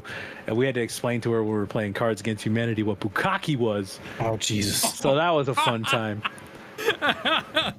Oh, no. The funniest thing about that is humanity. The funniest thing about that is Talon is laughing, but he lives in the land of bukkake. So they invented that over there, Talon. I know. I've been here for 10 years, dude. He's like, I know. I've seen it all, man. Holy shit. I just realized starting... I officially start... I think tomorrow I've officially hit 10 years of living here in Japan. Wow, congrats, Holy dude. Shit. Well, time to get that PR paperwork in now. Puerto Rico? What? He's going to Puerto Rico next. He's done with this. Yeah, he's done with that shithole. Permanent residency PR. Oh, is it 10 years you have to live over there? It depends. So there's lots of different ways to go about it. So if you want the easiest route, you would basically be a PhD with a doctor who's fluent in Japanese coming over from somewhere, and you'd be here for like a year and then you can get it. I know, easiest, right? Most people will go between 7 to 10 years. 10 is kind of like the sweet spot that they'll actually take you serious. where you prove, because you have to prove obviously that you've paid taxes the entire time, you've never been late on something, you've worked a job consistently, all that kind of stuff. So I obviously have all that stuff, and so it's been 10 years now, and it's time to apply for be permanent residence. I mean, it also helps now that I'm married to my wife, who is obviously Japanese and she grew up here her entire life. But that's not a guarantee anymore. That used to be the thing that most people would do. They get married and they get it, and then like a year later they divorce. Yeah. So, but I've been here for 10 years. I have all those records, and on top of it, I'm married. So, and we can prove that it wasn't like we got married right before me applying, because we dated for 3 years and then we got married. So like, yeah. Hey, Vork, how's it going? Hi, Vork. Welcome. Vork88. Were you born in 88? I was wondering about people's names like that. It's one of two things. Either A, it has to do with some kind of important day, favorite number, or their name is taken, and so they need to throw a number on the end of it so that they can keep their name. Obviously, Mango Man was born in the year 8000. Oh, clearly, yes. Thank you, Flock. All right, guys, I have a confession to make. Yes. I was not born in the year 5. All right, just FYI. I'm old. Close. But I ain't that 89. Okay, so you're 2 years older than me. Okay. All right, my dudes. I'm gonna jump off. I have work tomorrow. Sunday. All right, take it easy, man. See you dudes. Yeah, you started late, Talon. Well, Yeah. tell that to my computer. And I know Chid said he's having problems with his computer. I didn't know that. I gotta ask him what's going on. All right, see you guys later. later, Easy. Lemon. Good night, bud. Like, every time I want to stream and be able to get this all good going at a decent time and everything, something always happens. All right. Speaking of late, Flock is leaving us. Flock is leaving. Rolls off the tongue. Vork88. I guess it does. Do you have a locked-in plan for the raid? I will not be there. I'll be grinding out Descendants, but... Oh, you're not leaving? Oh, speaking of late, do you have a locked-in plan for the raid? Yeah, that's true. That's towards me. I'm still trying to hear back from people I messaged, so... As of right now, we're looking at Wednesday, potentially, but maybe Thursday or Friday. I'm not sure yet, though. So I wouldn't even say that Rise of Skywalker was fan service, Mango. It just was awful. Like, it wasn't good. It was real rushed and everything. Like why all of a sudden? Like, because I didn't get a they like Rey and Kylo were attracted to each other at all for the first two movies. Like, I thought, she knew he was Luke's student and wanted to bring him back, but I didn't get the chemistry. I thought she was gonna end up with Finn, and then yeah, I feel so bad for Finn. Like, I thought they shafted John Boyega. They had so such goddamn an hard. opportunity, like a ex-stormtrooper gone Jedi. Like, that had some cool potential right there. Yeah, that would have been one of the coolest fucking things they ever did with Star Wars. Yeah. So does the Skywalker rise? Yes. Blood-wise, no, but technically, yes. I mean, Anakin did. That's how he had the twins. Yep. Hey. Damn. Disney Friend would have been his obvious Hollywood movie, Hot Lady, Hot Dude. Yeah. I mean, didn't movie 8 isn't that what got Adam Driver that meme? The whole shirt off meme or something like that? Yeah, I got him the more meme. Yeah, that too. Yeah. More. Which is one of the best memes. Yes. But and he's actually see the thing is that, which I think unfortunately a lot of people look past, or I should say not most. I should say like the crazies on the internet, is that the majority of the people in those movies, like, they are good actors. They're actually good actors. They just were not given the best scripts, unfortunately. And I think everyone remember what's it called? Liam Neeson was in episode 1. Like, yeah, Liam right? Neeson's fantastic. Yeah. Ewan McGregor is fantastic. Yeah. And yeah, they are good at I feel the worst for what's his name, Hayden Christensen. That guy got fucked over, man. Unfortunately, yeah. Although not as bad as Jake Lloyd. Oh, That's the kid, Anakin. A kid who basically lost his mind because he was harassed every day for like 15 years. And that was pre-internet. Yeah, that was like Jeez. people sending letter bombs to his house. Like, Jesus. That's like, it's a kid, man. Kylo's a What's wrong Disney with you princess people? after all. Kylo is a Disney princess. Actually, it's not Kylo, it's Adam Driver. Yeah. That's the thing, like Acolyte. everyone Acolyte was fine. There was nothing wrong with Acolyte. It wasn't great, but yeah. Like from what I see from normal people, I should say, it's like a 6.5 to a 7 out of 10. Like it's got its moments, but it's nothing special. Acolyte? Yeah, Acolyte. Yeah, I'd say like I enjoyed it enough. It was fine. Like, was it like super special? No, it's like that way better than Book of Boba Fett. Everyone talks about like Acolyte and like, man, I'd say outside of Rise of Skywalker, Book of Boba Fett is the worst Star Wars thing ever. Like, they did bring a character who was not born yet into the lore. What character? Brought a character. Oh, that Jedi Master or whatever. Yeah, I remember hearing about that. Oh, Plagueis? Plagueis, no. who says... Not Plagueis, the on the light side. Guy with the tall head, chin guy. Oh, that guy. Yeah, who fucking cares? I don't even know. Who fucking cares? I mean, isn't Yoda also, like 1,000 years old? So Yoda's like, how do you know that guy wasn't born yet? Because apparently some book that sometime said this one thing, and so continuity, right? The whole thing about that is like, find something better to do with your life if that really upsets you that much. Like, it's Star Wars. They're playing with laser swords, guys. The big head dude. Look at like the way Fox describes it. The big head dude. Nobody fucking knows who that is, and nobody cares. Bobby Moondie said that the Sith haven't been seen in 1,000 years. That one time in Phantom Menace. Yeah, and like there were 2 Sith actively working in that movie together. Like, is it the Book of Legends? Yeah, okay. So if it's the Book of Legends, I'm pretty sure they said that's all non-canon though. It isn't canon. There you go. There you go. See? And if you're someone who really cares about that, then well, all right, whatever, I guess. And also, like, again, like, you shouldn't care that much about guys who are playing with laser swords, and like blasters. Like, I remember when everyone freaked out about what was it in the Rise of Skywalker, the Force healing stuff, and I'm like, wait, hasn't Force healing been in like the game and everything for like years? Like, it was in the Legends. It was on the books and everything. So, but no one freaked out about that. Like, was it that big of a deal?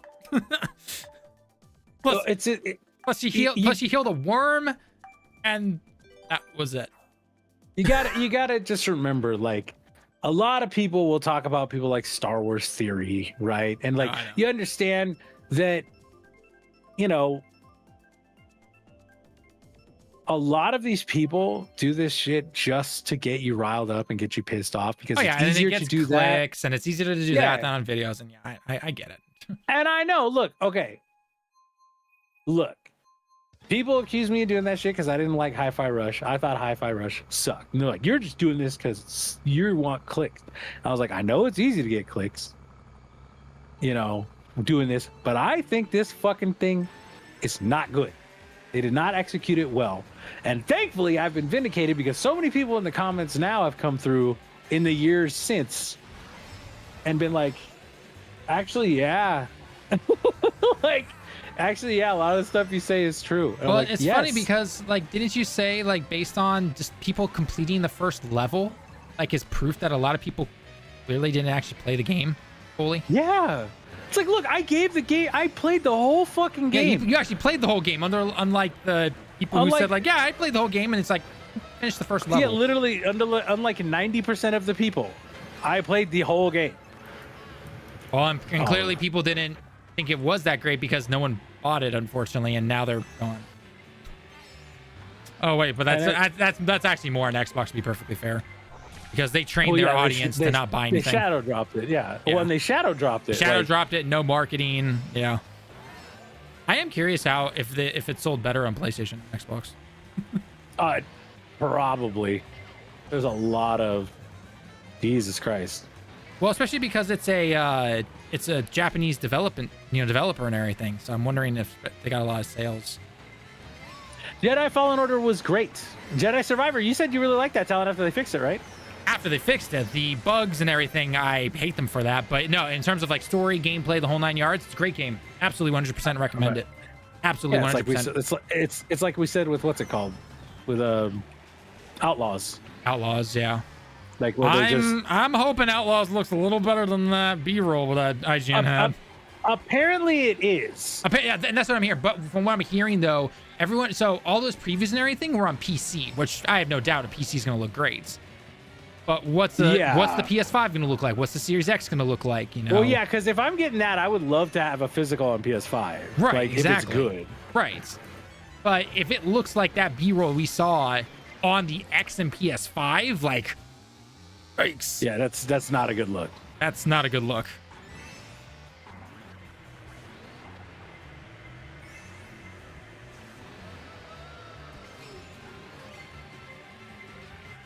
Force Unleashed will probably be favorite Star Wars game forever. I played that. How old is that? That game's like 20 years old, right? That game was like PS3? What game? Force Unleashed. Dude, I love Force Unleashed. Hell yeah. I don't care what anyone says. Force Unleashed is the GOAT. It's an amazing game. I don't care. I don't. In my head, that is still canon. I know it's Legends technically, but in my head, it is canon. I loved the Force Unleashed. Plus the voice actor for Darth Vader's apprentice, I believe he played Darth Maul in the Clone Wars. Yeah, Sam Witwer. Yeah, love that guy. That guy's awesome.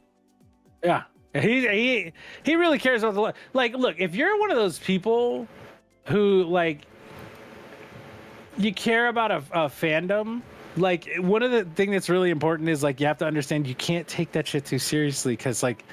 You look at Marvel, people get upset about Marvel. Like I saw people putting out like things like, oh, these scenes mean nothing now, right? Talking about like Logan, right? Dying at the end of Logan. You know, like, well, they just brought him back in Deadpool and Wolverine, so it means nothing. And it's like, yeah, welcome to fucking comics. Like, have you never read comics? Like, have you seen comics? The rule of Marvel Comics is that nobody ever stays dead except for Uncle Ben. Yep, pretty much. That's literally like the unspoken rule of Marvel Comics that has been going on forever. You know, like, so like you gotta like understand that, yeah, sometimes they're just gonna write stuff that maybe you don't like. But that's just how like fantasy stuff goes, man. Plus we have to also remember money. Yeah, money. We like money, don't we? I will say, like, anyone who thought that they were gonna, like, the moment I heard Deadpool and Wolverine, they're like, we're gonna treat Logan with respect, and I was like, no, you're not. No, you're not. This is Deadpool. It's Deadpool, yeah. Like, and if he did, I'd be upset because that's not Deadpool. Yeah. Like, Deadpool's whole thing is he's like the most irreverent comic book character. So if he's treating it with respect, then that's doing it wrong. Sorry about that. We gotta pay the bills around here. Talon costs a lot of money. He used to be a big Dokkan creator, so he has a high salary. Wait, what? An ad popped up on Twitch. Yeah. Yeah, that's not that's not on us. Twitch just throws that's on ads. Twitch. Twitch just throws ads like every 2 seconds, it feels like. Dude, Twitch's ads, like the new mobile app is awful. It looks Twitch terrible. Like, it looks, that's literally one of the worst UI redesigns I've ever seen.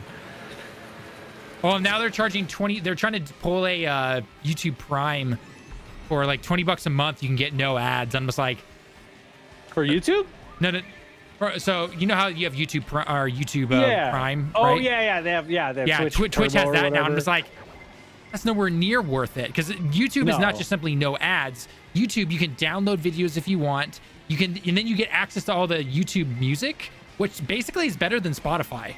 So yeah, YouTube music is pretty great. Although there's some weird things that they just don't have for whatever reason. Right, but regardless, though, Spotify's like that the amount of too, stuff that you get there is like 10 times better than just simply, oh, no ads on Twitch. Yeah, okay. Yeah, sorry, Twitch. Like, I never question my YouTube premium subscription ever. I go, yeah, I watch enough YouTube that this is absolutely worth it. I remember people saying that Cal is stronger than Star Killer, and I'm like, can Cal drag a Star Destroyer out of orbit using the Force? Technically, he can, but I mean, when I say technically, I mean technically all Jedis can. But has he done it? No. Plus, didn't Cal? I guess spoilers if you haven't played it. 3, 2, 1. He's kind of racing the dark side right now. Like he's in the middle right now when it comes to the Force. So. All right, this will be my last every race. Star Wars trilogy should be. Are you racing still? This will be my last one, and then we're gonna get onto the. Oh, I've been seeing like the bottom of the mobile stream. Maybe it's just looping or something. Yeah. Okay, you do that. I'm gonna get some water and use the restroom. Got. I gotta get to a safe area. I heard in the comics, Luke is the strongest Force user there was. He can Force push stars. I mean, yeah, the comics and the Legends books, like they had tons of stuff. I mean, in those books, like Luke was married to like a Sith or something like that, if I remember correctly. Like, there's all this Jade, stuff. right? Yeah, I was like, yeah, I think her name was Jade or something like that. So, all right, I'll be back. Star Killer didn't drag a destroyer from orbit. It was crashing, and he pushed it down faster. It was no. If I had to remember the scene exactly, I'd have to go watch it on YouTube, but. The thing was in low orbit, and then he pulled it down, and then pushed it into the area. If I remember correctly, it wasn't crashing already. It was in low orbit, and he simply just pulled it down from low orbit. If I remember correctly. Again, I'd have to go watch it. I'd have to find the clip on YouTube to confirm. Yeah, Luke's ancestor's a pirate. Yeah. Like, again, comics, like stuff, it changes. It's whatever sells money, right? Whatever makes the most money, that's what they're gonna do, right? So.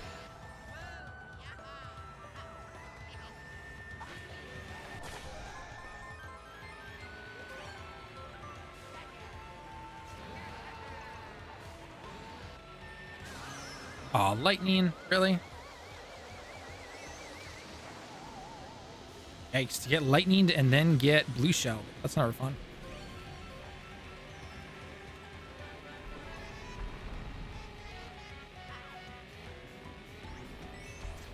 And on a coin. Now that's not gonna help me out much. I don't know. Bottom line, Force Unleashed was an amazing game. Is it the most balanced? No, but that's the whole point. Is it the best built? No.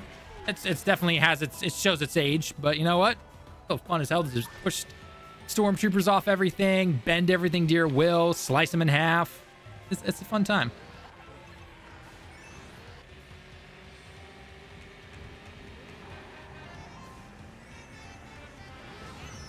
Oh, come on. Oh, of course.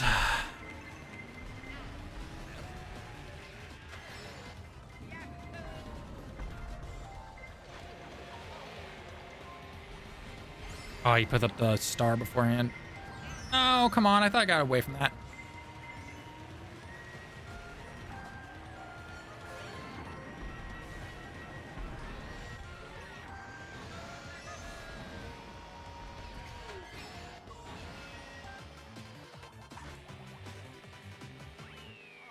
All right, that race did not go the way I thought it would. All right, depending on the map, I'll do one more. If it's not a good, then I'm just going to quit out and we'll prepare for the video topics and everything. But let's see first what we got.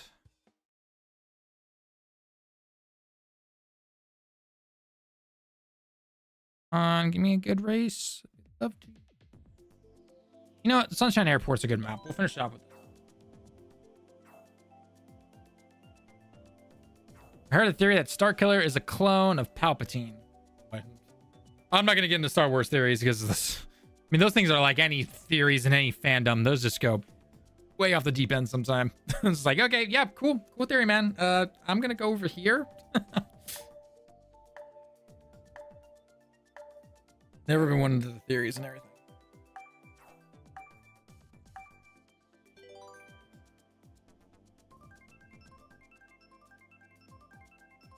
I know. I hope Star Wars Outlaws is good. No, the voice actor for Starkiller is not the same voice actor as Palpatine, unless it's the Clone Wars, which I don't remember who the voice actor is for Palpatine. But no, that's just those guys are drinking something special. But I do hope that Star Wars Outlaws is at least fun. I don't think it's $130 worth of fun, but you know, either again you use the Ubisoft premium subscription thing for 1 month and you cancel, or you just wait about a month and then it's on sale for 50% off. So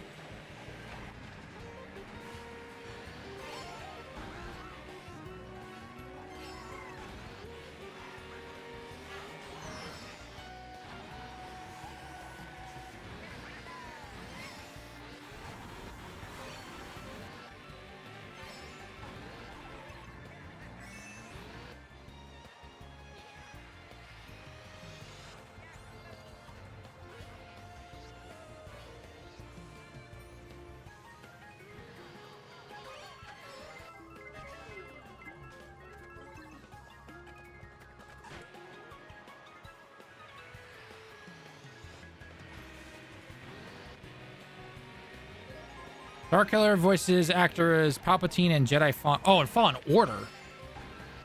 Oh, okay. Well, okay. We're talking about the movies and the TV shows. It's like, wait, what? Okay.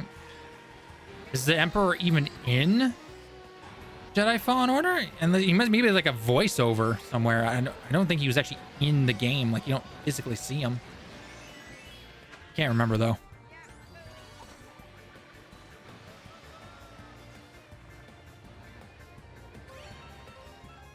Connect Star. Yep, Connect Star Wars, the ultimate canon game. Best game in the generation, right? I hope that Boo enjoyed the banana.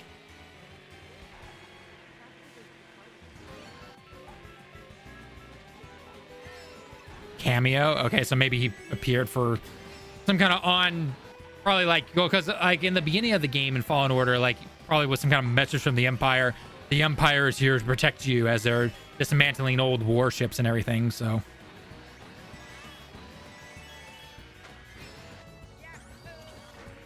right, Flock, take it easy, man.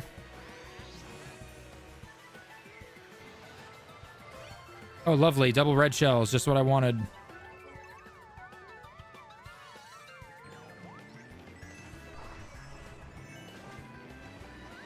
Oh, that is the most Mario Kart thing ever to happen.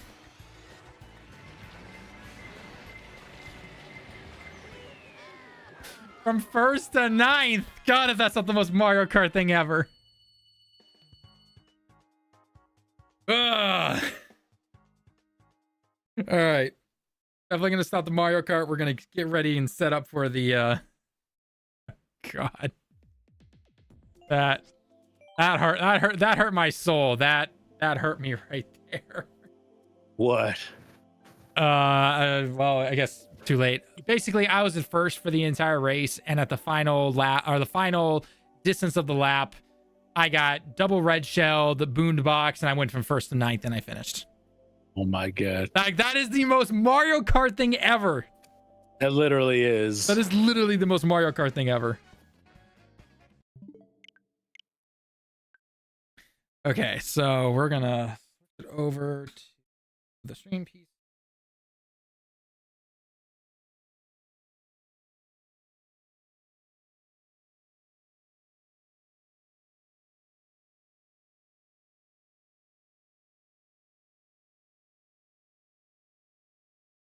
Okay. Your star. Oh, is Palpatine in Star Wars Rebels? Did not know that. Okay.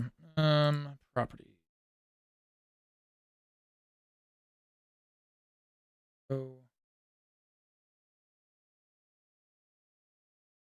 Downside of doing Switch games with normal 1440. So.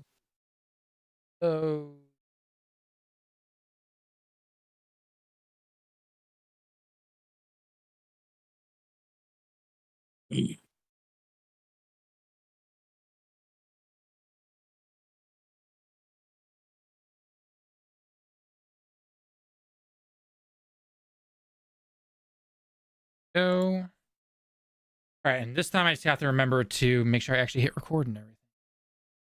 Yes, please record for us, Talon. Everything was even set up. Like I had it on the screen the way I wanted to and everything. I'm like, yes. And I forget to hit the simple Steam Deck button hotkey. It would just simply record everything for me. That's all I needed. You see those new Steam Deck add-ons? Those are actually really cool looking. I have for Stream Deck, you mean? Yeah, sorry, Stream Deck. Which ones? Like the latest ones? So they, they made the one with the knob. Yeah. Mm-hmm. They made like an extra thing that fits on the back that adds like a USB yeah, it's like hub. all those ports and everything. Yeah, I did see that. And then there's one that adds the XLR input, which is that's nuts. Awesome. That's a good one right there. All right, so yeah. Oh no, I'm by myself. I mean, you're by yourself. I was doing a mission with people who were running it and farming it hella fast, and then they left. Anyone got Tomba? No, not have Tomba. I played Tomba way back though. Way back. Oh god, I got the hiccup now. Huh? Ugh, I got a bad case of some hiccups. Oh no. Pain. Yep, now I'm gonna start squeaking. Like, what's up, everybody? Yeah.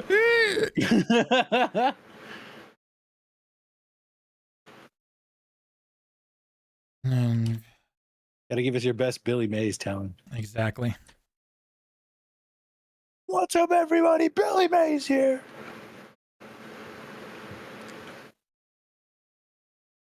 I would have thought I could easily find something on the Avowed. Where's the Avowed? Oh, there it goes. Avowed's been delayed to early. All right, we're doing Avowed first, I'm assuming. That's what you said. That's me. Sounds good. Oh no, pain. What? I did the wrong research, and so it's gonna take 10 hours instead of an hour. For what? Well, you have to do like your crafting in this is called like research. So you set up things to craft, and it's like Warframe where it takes like 10 minutes or an hour, or if it's like a new character, it'll take like 24 hours. Oh, but then I'm assuming you can just you can just leave it and then come back to it later. Yes, I'm actually gonna cancel this research. So I thought I had done a different one that takes only an hour. There it goes. All right, let me quickly get some water real quick since you've been able to do that. And then chat, we're beginning to... Oh, hang on. Did you know Jackie Chan never voiced himself in Jackie Chan Adventures? I did know that, but I don't care because Jackie Chan Adventures is the GOAT. It's an amazing TV show. Go watch it if you haven't already. Anyone got special edition? Oh, excuse me.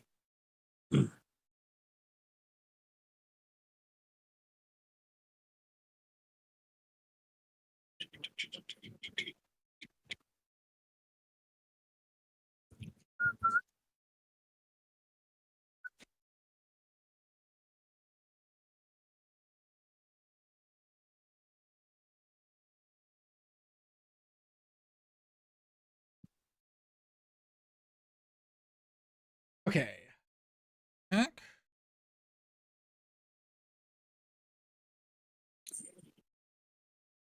Okay.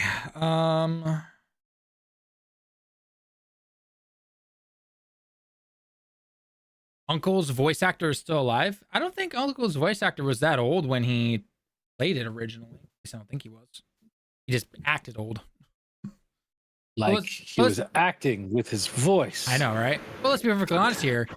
Uncle was amazing. So he's 87. I mean, people live longer. So, all right. We'll go with the Obsidian Avowed delay. And what does this mean for Xbox? Because again, as we've said before, yeah, we'll have to wait and see. So, you ready to go, Bobby? Yep. All right. Awesome. All right. Hitting the record button to make sure it pops up. Computer explodes.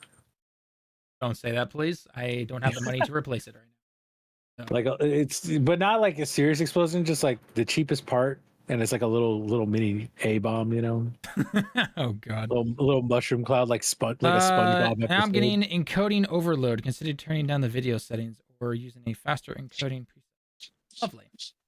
Okay. Nope. That means you got to change your settings there, Talon. Flew too close to the sun, Talon. I haven't changed anything. I've used these for months and nothing's ever been a problem. And your computer is bad. I mean, I know it's an older computer. I mean, it's got like it's an i7 7700K. So That's a problem right there. Using Intel as a content creator, Talon. again, I got this computer over 8 years ago. And plus, I don't have a choice really when it comes to computer parts here in Japan. AMD is not as cheap as they are in the States. So both Intel CPUs and AMD CPUs, they're always around the same price. So. Yeah, still, if I'm you, just FYI, I'm going Ryzen because. Oh, I mean, especially with the 13 and 14 gen. Yeah, no, absolutely. Oh yeah, yeah. Wow, we should have talked about that. Yeah, it's fine. I am skipping some major frames for right now. What the F is going on? I couldn't tell you, buddy. Why? Okay, it finally stopped. Just reset your OBS. Oh, you can't do that. I can't do that with YouTube. That's the problem. Okay, so everything looks fine. It's not giving me any issues now. So if I hit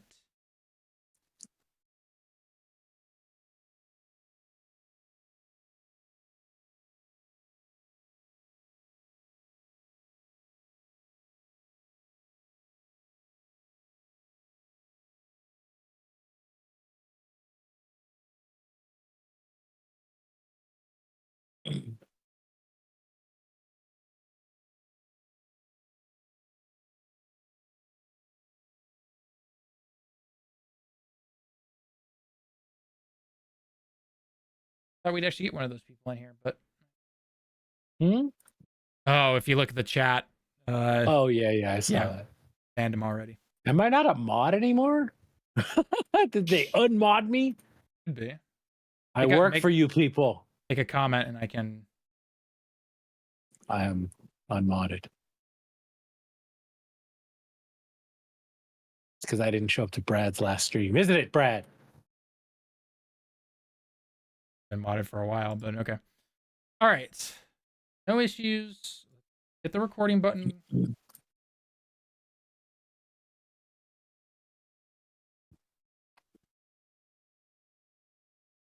That was that one.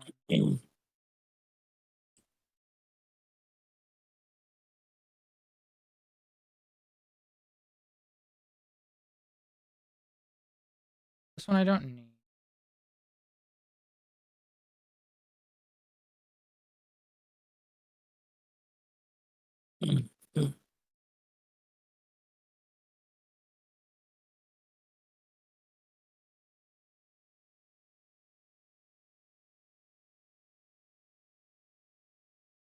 Okay.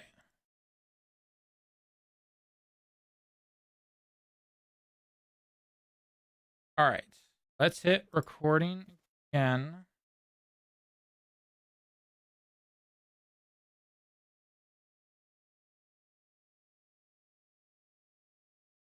Looking good. All right. All right. Now I'm not getting that error or anything like that. So. What did you do? Restart? No, I didn't know. I simply stopped the recording, and then I just pushed it again, and now it's saying there was no memory problems or anything. So I don't know what the issue is. It was saying there's a memory usage issue, and I'm like, okay, so memory, that would be like RAM or something like that usually, right? Yeah. So, but now there's nothing, and like I'm looking at every single stat I can possibly look at this particular moment. My RAM's been fine the entire time. My CPU and GPU are completely fine where they usually are. I don't know what the issue was. So, recording now. So, I'm just going to leave it at that. So, yep. All right. Don't I'm not, don't look not, a gift not horse in the touching mouth. anything. Not touching anything. So, anyway, let's talk about our first topic here. Chat, let us know your thoughts as always, and we'll include you in the video and everything. So.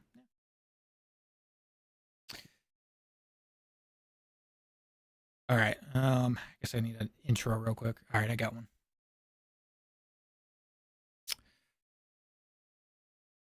All right, hands up right now. Do you think delaying a game that is a first-party exclusive game like Avowed is a good move on Xbox or a bad move on Xbox?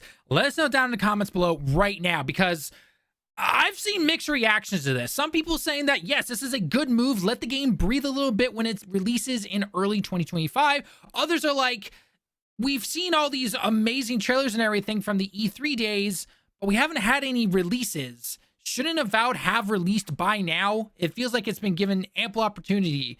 So what the heck is going on here?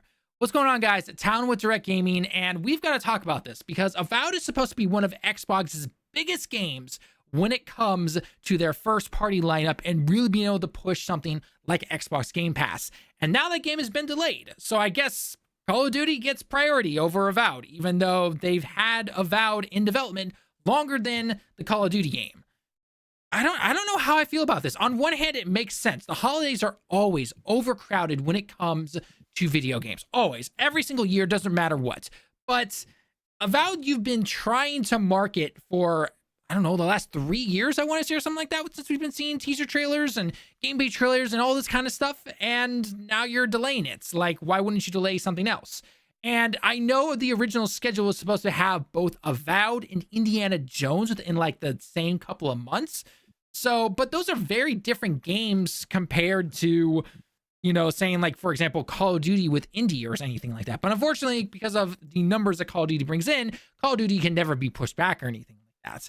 So the question is this a big deal for Xbox? Is this going to actually help them? Do you think more people are going to give Avowed a chance? Although that also does come with the territory of the fact that they have now raised the price of Game Pass, and Day and Day is only on Ultimate. So it depends on if people are actually going to jump up to that next level of Game Pass tier, or if they're just not going to be subscribed to it anymore. It's kind of hard to say. Or would it not matter and Avowed is just going to flop, unfortunately? I'm not really sure, because it's definitely a, you know, it's going to find its audience. That is 100% understandable. But I don't know. I have not seen many people talk about being excited for Avowed, unless you're like a hardcore Obsidian fan, right? I'm not talking about those people. I'm just talking about kind of like your average gamer or anything, even online. Like, I have not seen a lot of people talk about this game. Some people saying it looks rough. Some people saying it kind of looks okay. Some people wishing that it was in a different perspective. So third person compared to first person, which I do know that you are actually able to go into third person from first person, if I remember correctly. But regardless, it's a weird move, to say the least, because of just how popular Obsidian is. Bobby, what are your personal thoughts on this? Join with me as always is our own little Bobby here on the team. And what are your personal thoughts when it comes to Avowed being delayed to 2025? I you know, with Avowed, it's almost felt like vaporware for so long. I guess it's not a huge deal.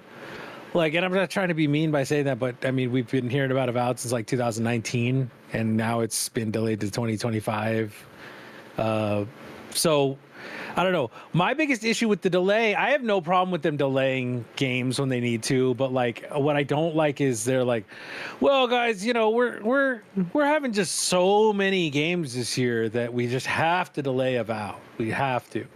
And it's like, look, actually, you do have a lot of games and all that, but you promised like that this year was going to be the year that you're going to be able to hit the one per quarter. And again, you're failing to do that. What has released this year on Xbox besides Hellblade 2? Like nothing.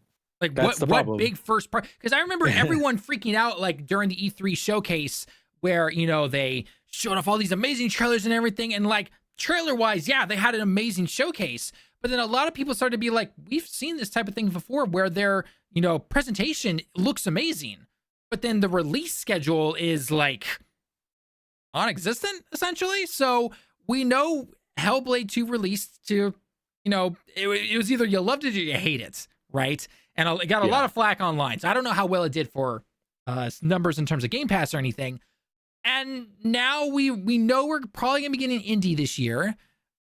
Yeah, you can technically say Call of Duty, but that's going to every platform. So you're going to play it where you want to play it. What other games are coming to Xbox? I guess there's the Starfield, the DLC. But again, Starfield's kind of a controversial game depending on who you talk to. So I don't know if it's really going to push the numbers in terms of Game Pass, because again, that's all Xbox cares about these days. They don't care about sales or anything. They care about numbers and how many subscribers come to the system, come to their service and everything like that. So what else do we have besides Indie and the Starfield DLC? I can't think of anything. Am I missing something? Call of Duty. They put out a thing that showed like all the games they were releasing, like it was their, oh hey, we have all this year for you. Don't forget. Let me see if I can find it and do it, because I know it was when one of their. Okay, so editors obviously cut from now until Bobby finds it, essentially. Yeah, it was in their tweets or something. Yeah, there's a bunch of tweets showing exactly what was going to be coming out and everything. So let's see. Oh yeah, here we go. It's right here. So give it to me and then I'll Where is you? I'm gonna just send it a DM. Perfectly fine. Well, yeah, they got a lot of stuff on here, but they got Flight Sim, Towerborn, Shattered Space, Aura, like no one cares. Diablo, which is like Diablo kind of had a comeback for a little bit, but I think I've heard it's kind of fallen off again. But hopefully that'll actually do numbers for them. World of Warcraft, Age of Mythology, Aura. Then look at this release schedule. So look,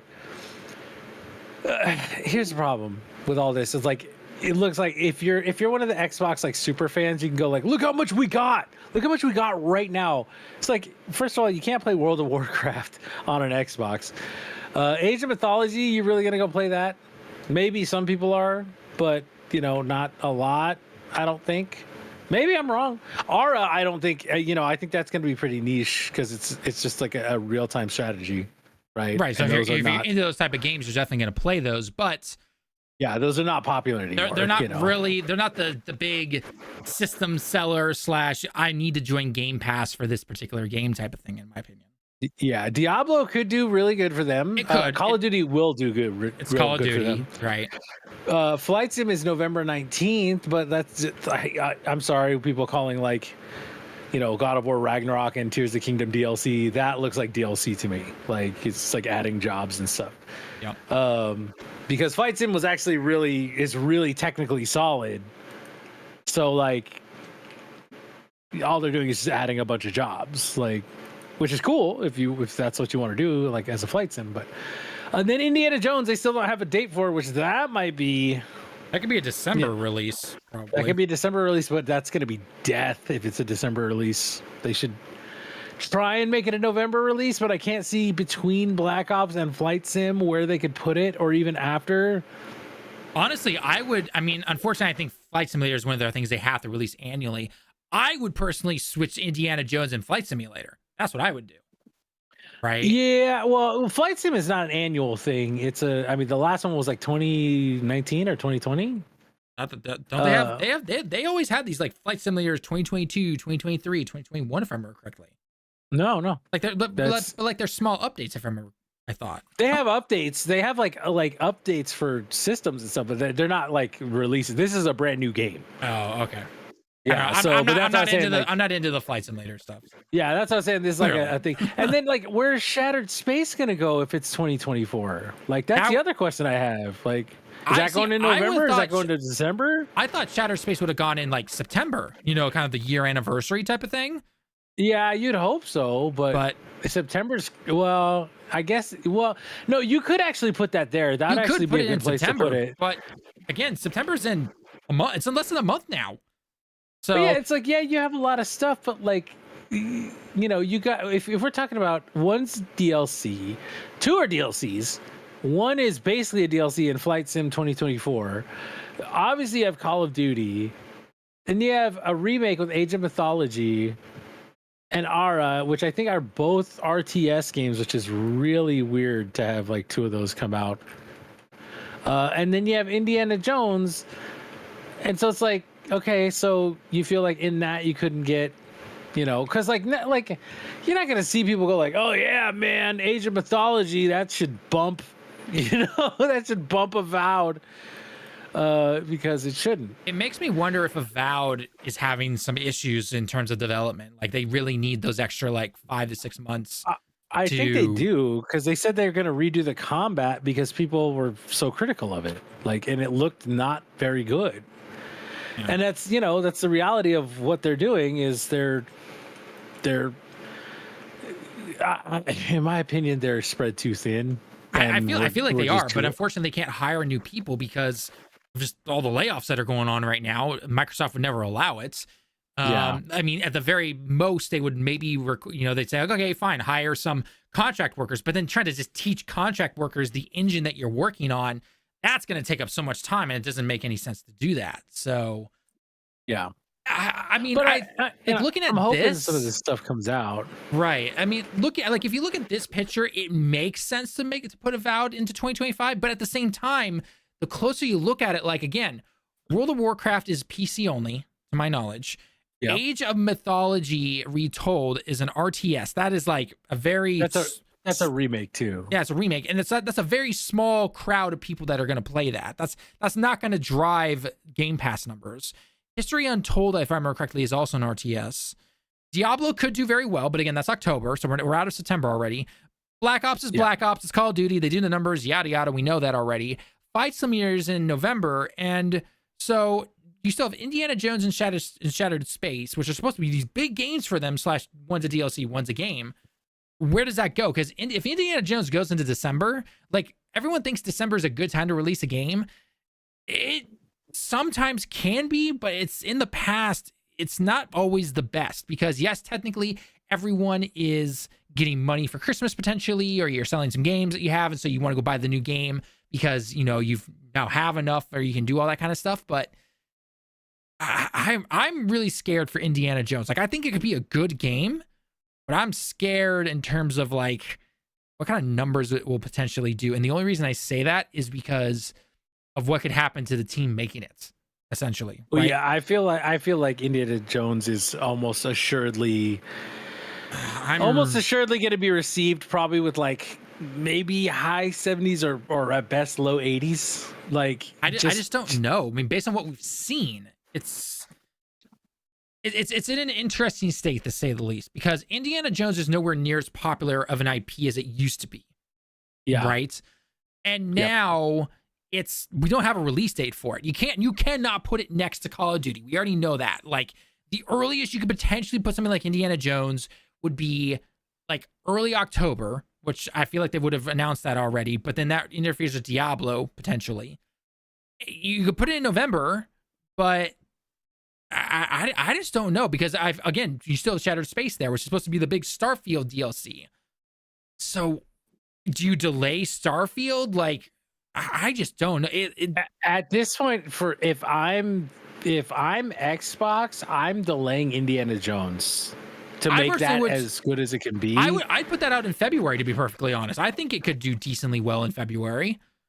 But they just put Avowed in February, right, so they're exactly. not going to cannibalize. That's the problem right there. So it's like, yeah, they can't cannibalize their own game, with their own game. And they don't want to pull an EA with like Titanfall and everything. So. Yeah, so I don't know. They've worked themselves into this thing where they have so much property now that they're gonna have to be careful with this stuff. And I agree that we've seen Avowed, and there's been parts of it that look really rough. And I think that's realistically why it's being delayed, even though this does seem to be a problem. It just feels like the real reason is like, we need that extra 6 months, guys. Yeah, I don't know what they do in this particular situation. I feel like there's got to be more delays coming after this, just based on looking at this picture right here. I'm expecting either Indiana Jones to get delayed or Starfield to get delayed. The DLC, the Shattered Space DLC. One of those is going to get delayed, I think. Even going further than that, I'm guaranteeing you Fable is at 2026 at this point. Fable at 2025. Like the only way I'd believe that if it said November 2025. Even then, I don't believe that at all. Yeah. Like I don't think they're making Fable. And I know people happen. are going to come in and say like, we've seen gameplay already. Have we? Have we really seen gameplay? Like we've seen maybe 2 to 3 seconds of some what look like cinematic takedown type of gameplay. Yeah, and looks I guess like technically Spider-Man walking finishers, in town. you know? But like, I want to see, like, when I say gameplay, I want to see the UI on screen. I Yep, want to if I see don't- them going from point A to point B, doing different things in real time. That is gameplay, not 3 seconds of taking the blade of my sword and smacking you upside the head and then quick cutting to some dude making a joke, which I know is very Fable. I'm not saying that's the bad part. I'm just saying 3 seconds of you whapping a dude over the head with the your sword. That's not, I don't call that gameplay. I really don't.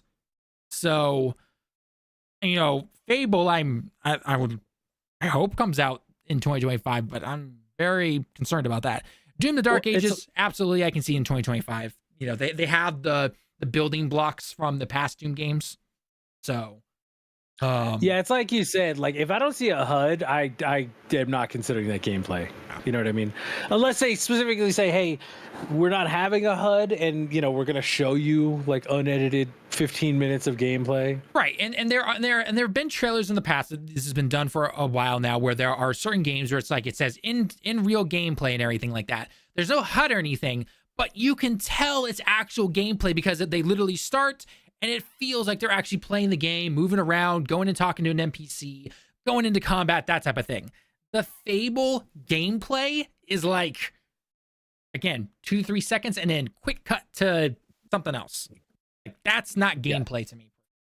Yeah. So and I guarantee, funny enough, I guarantee the thing that we're gonna see come out at its absolute best next year is Doom and South of Midnight. South of Midnight looks really good. Like I think it looks cool. I think South of Midnight looks really cool. Doom looks amazing. It's Doom. I'm not gonna buy Doom just because it's Doom. Like, not that I have anything against Doom, but it's like I've played Doom for fucking 35 years or however long Doom's been. So like 30 years. It has been a long time. Like, but so Doom looks like, amazing. Doom looks like I'll probably play it on Game Pass one time and then I'm cool. Like there's new ones, like they're great, but like I play them one time and I'm done. Right. But South of Midnight, I was like, you guys might actually get me to buy an Xbox game. Like, and that's all I wanted. Give me a reason to buy your games. Runs well. As long as it runs well, I'll buy South of Midnight. Absolutely, 100%. That should run well. It looks like Cana in the South, and I'm down with that. Like, absolutely. I don't need like everything to be a AAA game, and that's why I'm so excited about Astro Bot. Is Sony's taking that step back and going, maybe we don't need to make live service. Maybe we don't need to make like everything be God of War, Ragnarok, and Spider-Man 2 with like insane budgets. Maybe we can just make something on like a $50 million budget, and it's just like fun. Yep. Like, and with South of Midnight, it looks like Xbox is doing that too, and I'm here for it. Like, I'm 100% here for that kind of thing. So I don't know. Again, getting back to the original topic, which is just simply Avowed. Like when you look at this, it's like, yes, Xbox has a lot, but the release windows look a little messy. Not gonna lie. Yeah. And I 100% expect more delays. Well, remember too that Stalker's not on here, and like Stalker's coming out in November, right? I thought Stalker was delayed again, wasn't it? Yeah, it was from September to November. Oh, okay. So Stalker's not on here now. So so then Stalker most likely takes the November spot then near Flight Simulator. So now Indiana Jones literally only has December. So either that has to go in December or Shattered Space goes in December, and one of those gets pushed into potentially January or February, but then February ends up messing with Avowed, right? So then one of those then definitely gets pushed to March potentially. So it's just like, man, this is and this is the problem with the whole buying 2/3 of the industry in the last 5 years is that now they have too much stuff, and they're going to start cannibalizing themselves if they actually start hitting this cadence that they want to hit. And realistically, what I'm thinking now is because they said, hey, we want to have a big game every quarter. So what that means to me is Avowed is Q1, South of Midnight is Q2. Doom is Q3. Q3, then would be my guess. And Fable's going to be October, pushed to 2026, November. let's be perfectly honest. Yeah, I think it is, but if it's like you said, if it's going to come out, it's absolutely the Q4. You know what I mean? So it's either Q4 of 2025, which is the fall time essentially, like late fall, early winter, or it's pushed to 2026 fall 2026. That's a long time. I mean, we've heard about this Fable game since what, 2018, 2019? 2018 or 2019, yeah. Like, that's a long time right there to tell us about a game. I know games take a long time to make, don't get me wrong, but to tell us about it, like, you're reaching Metroid Prime 4 levels of showing us stuff. I mean, at least with Fable, we've seen some stuff, but regardless, this just looks really messy, and I'm trying to see where they could try to release all this stuff. And again, I know one comment at the very minimum in the down below is going to say, like, you know, this particular game only is to this particular audience, everything in this particular game. It's like, I get that. I truly do. But you have to remember, these are all supposed to be on Game Pass, getting people to join Game Pass to be part of that subscription service. And if I'm jumping on as some brand new player, I'm like, oh, Game Pass, I get to play the new Diablo DLC, right? And so you start playing that DLC, which Diablo DLCs, they're pretty chunky. Like it's not like do it in a weekend and you're done. Like those take a while, right? And you have to remember, most people are in school, have jobs, that type of stuff, right? So realistically, you're going to get that done. And then right as that happens, Call of Duty comes out. Majority of people are going to try the new Call of Duty, whether it's the campaign, the multiplayer, you name it. And then by the time they're trying to wind down on Call of Duty, Flight Simulator is out now. Potentially, maybe the Stalker. The Stalker game could be in November as well. So, you can't, like, in between there, unless you do games for a living, or again YouTube or content creation or anything like that. Like, where do you slot these games? Yeah, like, you cannot do like, I know some people are gonna be like, oh, easy, put Shattered Space like in the middle between Diablo and Call of Duty. Like, seriously? Like, that's not gonna work. I really don't think it is. Again, granted, I'm not a marketing guy, but based on just knowing gamers and being part of this industry for since I was 7 years old, like, I don't think that would work. Or what? Do you put Indiana Jones between Diablo and Call of Duty and then have Shattered Space as the December game or something like that? Like, you know, that's, I don't see that working. I really don't. I mean, Bobby, what do you think? What do they do here? I just think that they've worked themselves with all of the delays and all of it, pushing everything back for so long. I think they've just worked themselves into a situation where they can't get all the stuff they've purchased like out now. You know what I mean? Right. At least to not have it be somewhat messy, because I don't know, like, if it's me, right, and I'm in charge, I'm like, Ara and Age of Mythology are both in September. I'm slapping Shattered Space in there, because like those two games are not gonna those aren't gonna sell people Game Pass. No, they're not. Right. People who want to play RTS games are just gonna buy it. You know what I mean? And plus, in the Shattered Space, that would be 1 year exactly to when Starfield release. So I think the Shattered Space DLC should be in September. But that's the other thing, though, is that these DLCs are not going to be part of Game Pass, as far as I know. Yeah, right?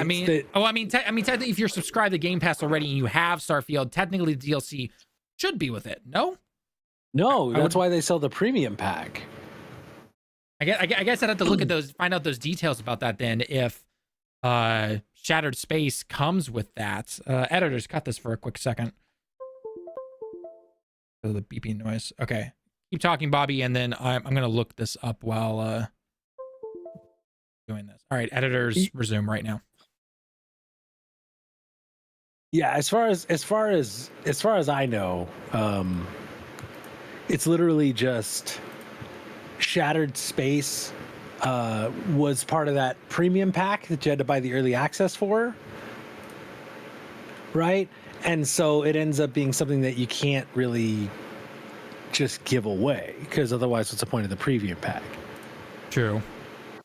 So I don't know, that's what just kind of worries me too, is like, you look at Game Pass and it's like, okay, so I see World of Warcraft, that's DLC, that's not going to be part of Game Pass.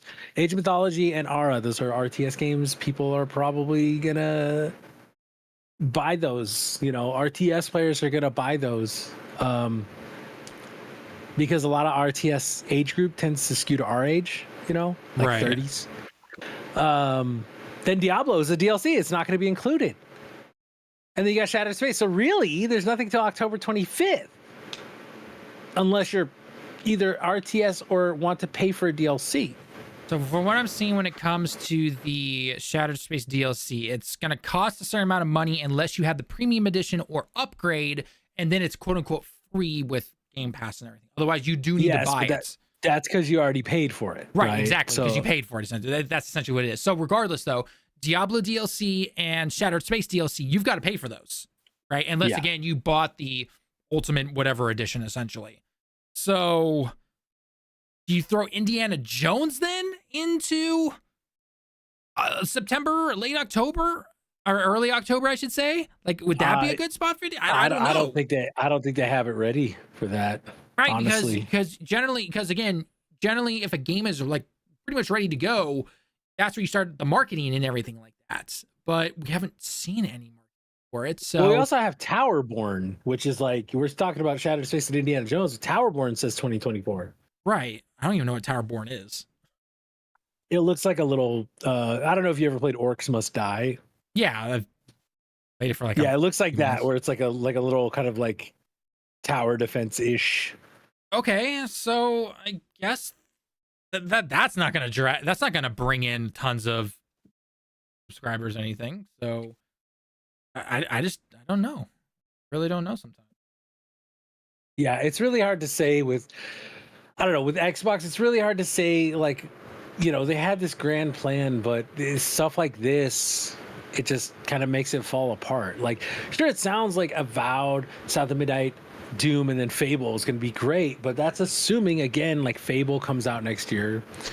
We see that this year has been just a bunch of waiting, right? And anybody it's more waiting. Like, yeah, I had Xbox Game Pass for a month for Hellblade, and like I haven't had it since. I played Hellblade and I've done it, and there's just been no reason for me to do it. So that came out in like May or June. And so I played it, and I was like, okay, that was a game. And then I was like, there's nothing else for me to play. So, I don't like I want to play Liza P, but I don't want to play it on Game Pass. You know what I mean? I'm just gonna buy it eventually, right? Right.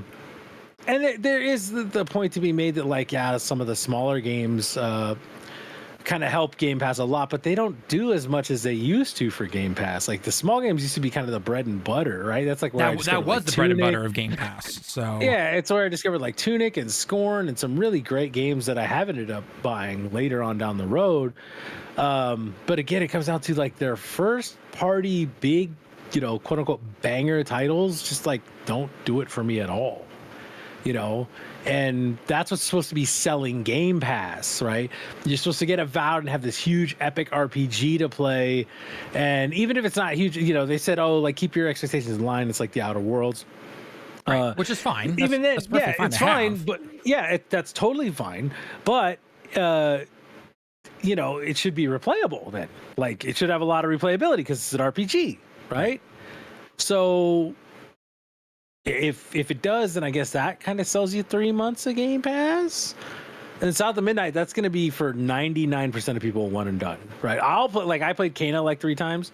I'll play games like that because I like to go and like analyze the story because I'm a nerd. Even though we don't do our reviews like that anymore.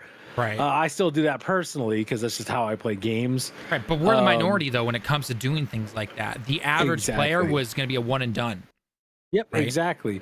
And so you'll see that with South of Midnight, even though it looks fantastic, like you're gonna see that it's just not gonna have a huge retention. Doom is probably gonna be the same thing. It's probably gonna be, hey, Doom, super cool. It's probably gonna be like, even for me, I'm gonna play Doom like once and then I'll be done. Like, and my buddy, he's like, oh man, I love Doom. I was like, oh, how many times you played? He's like, oh, I played it once. Yeah.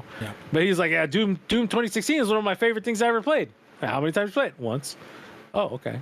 Like, it just kind of how it goes. And that remains to be the problem with Game Pass, is that like you're trying to sell a service that especially gamers and especially the audience you're catering to. And there's nothing wrong with catering to this audience, because this audience does need to be catered to. I feel like sometimes the people who don't want to spend an arm and a leg to game, right? Well, that's the whole point of Game Pass, to try and get them into the ecosystem.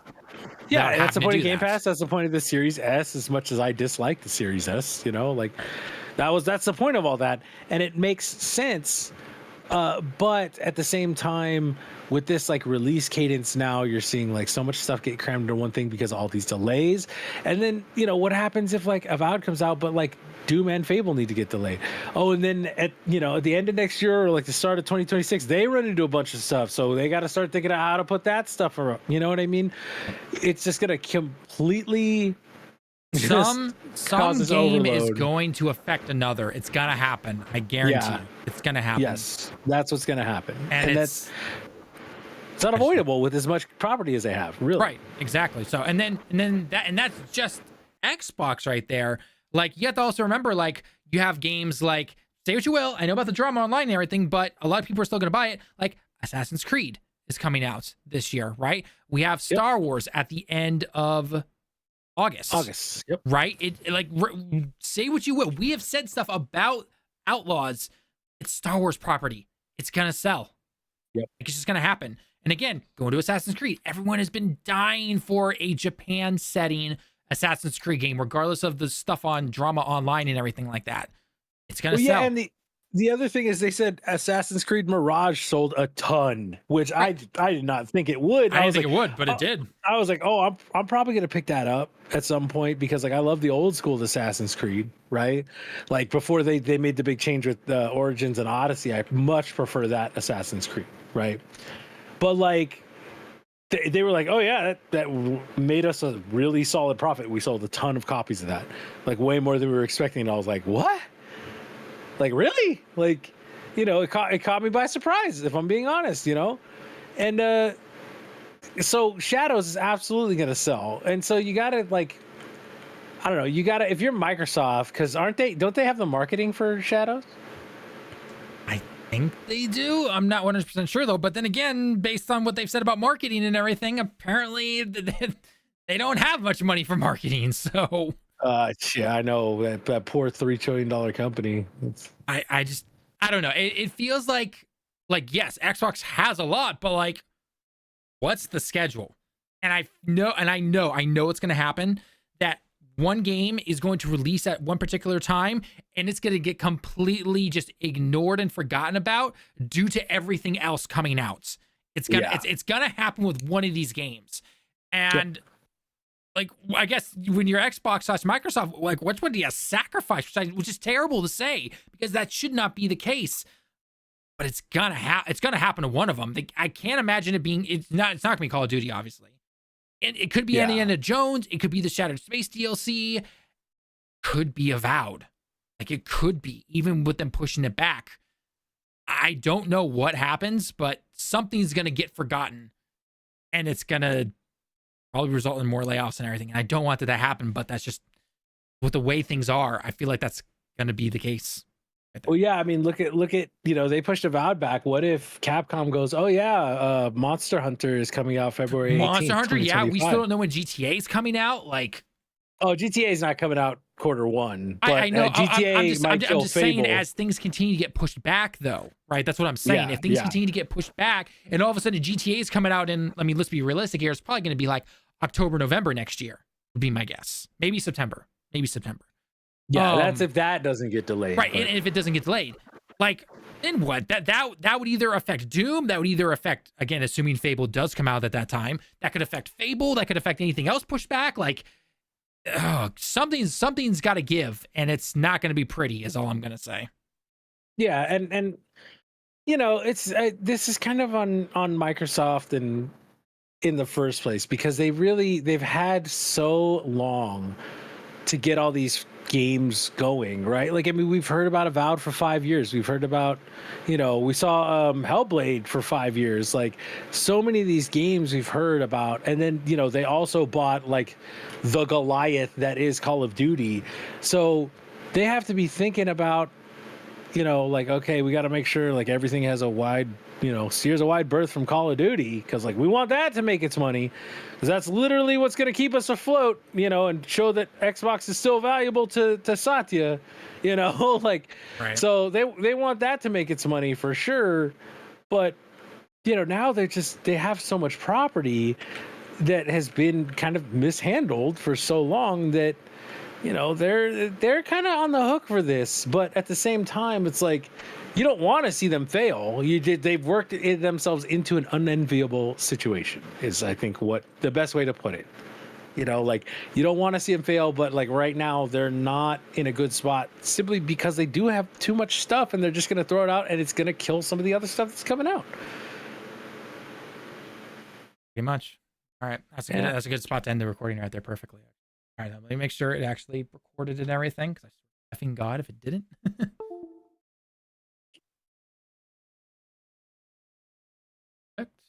Okay, that showed up. Perfect. Okay, it all showed up. We're all good to go. It actually went through. So Nice. good to go. Okay, so that is.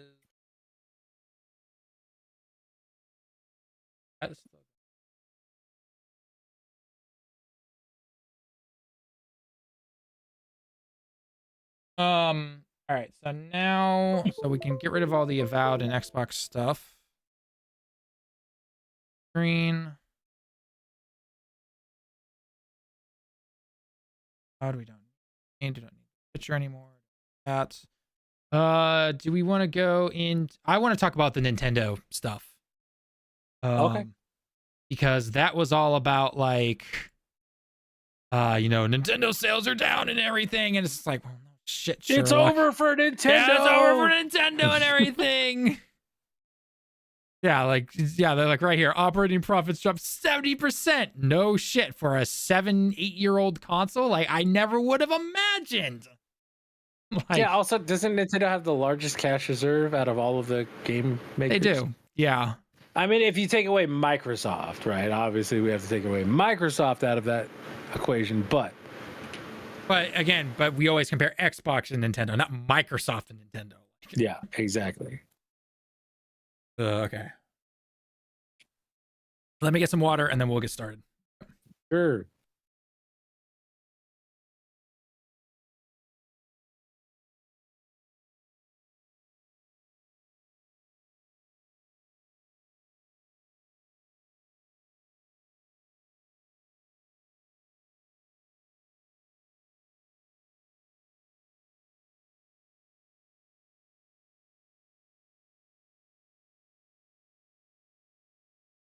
Okay. So the two articles I have are the Nintendo sticks to its annual sales forecasts, which is the 70% drop. But then I have the list of this stat is insane. 69, nice. Nintendo published Switch games have sold more than 1 million copies.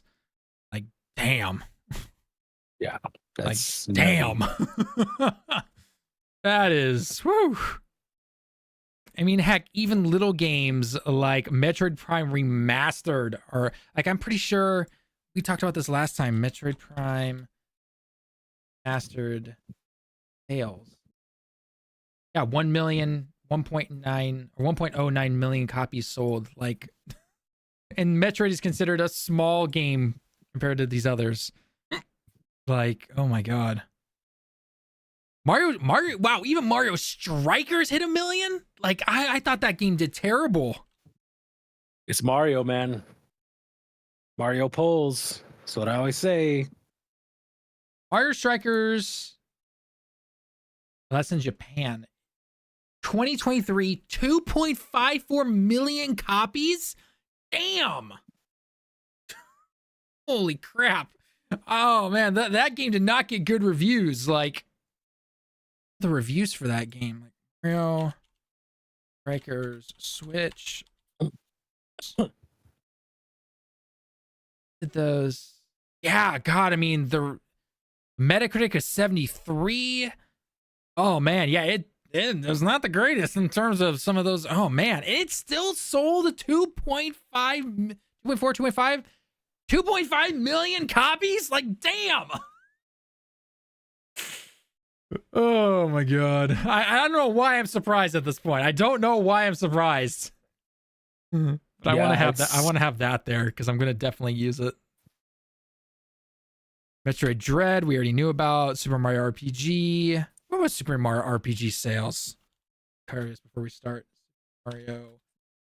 RPG was like 3.5 million last year. 3.3 million copies. Yeah. Yep.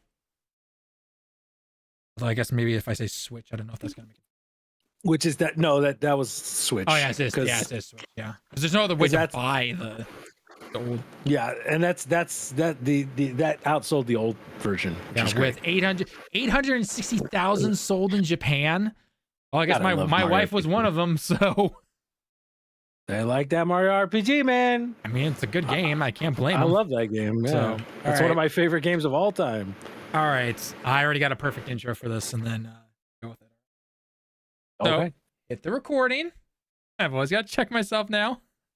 I mean, you do it once, and you're paranoid that it's never going to hit after that. So. Oh, I know.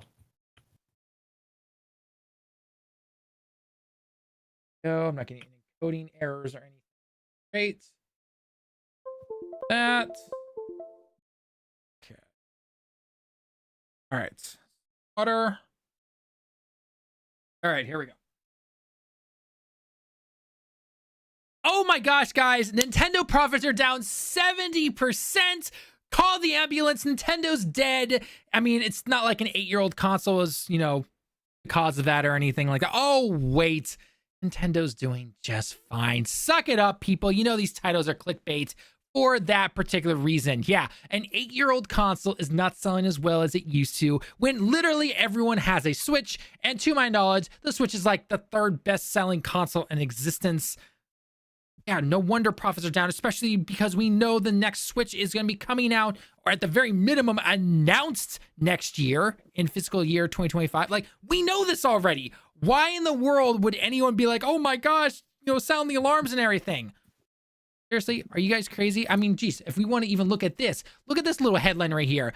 69, nice, Nintendo published Switch games have sold more than 1 million copies. I'm sure Xbox and Sony would love to get some of that right there. Just look at these, even niche little games like Astral Chain and the Metroid Prime Remaster, which I personally love to death. Those are selling over 1 million copies. Heck, you want to see something that is absolutely crazy? Okay, remember this game, Mario Strikers, is actually pretty popular back in the GameCube days and everything. It's got mediocre reviews, not exactly doing the greatest or anything. Yeah, guess what?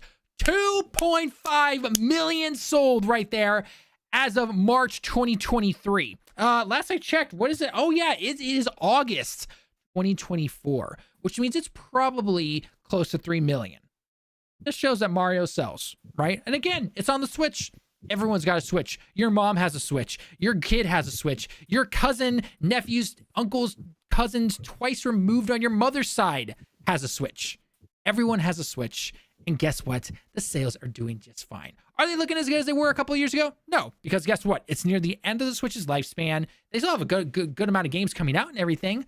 But anytime I see this, I'm just like, seriously? I just have to then go to this and look at the sales. I mean, heck, Mario Kart 8 Deluxe is on the top sales chart every single month. And that game is what? Technically 10, 11 years old because it came out on the Wii U. If we only want to go buy Switch, it's been out for 8 years and it's still in the top. Like, seriously, Bobby, this is ridiculous when anyone sells that Nintendo is dying and we see that, oh my gosh, it's dropped by this much. It's pure clickbait, essentially, isn't it? Yeah, so I've taken to the stance recently, and this is just me, and I'm not trying to upset anybody, but let's look at it this way. Let's be realistic. PlayStation is struggling more than they have in the past 10 years or so.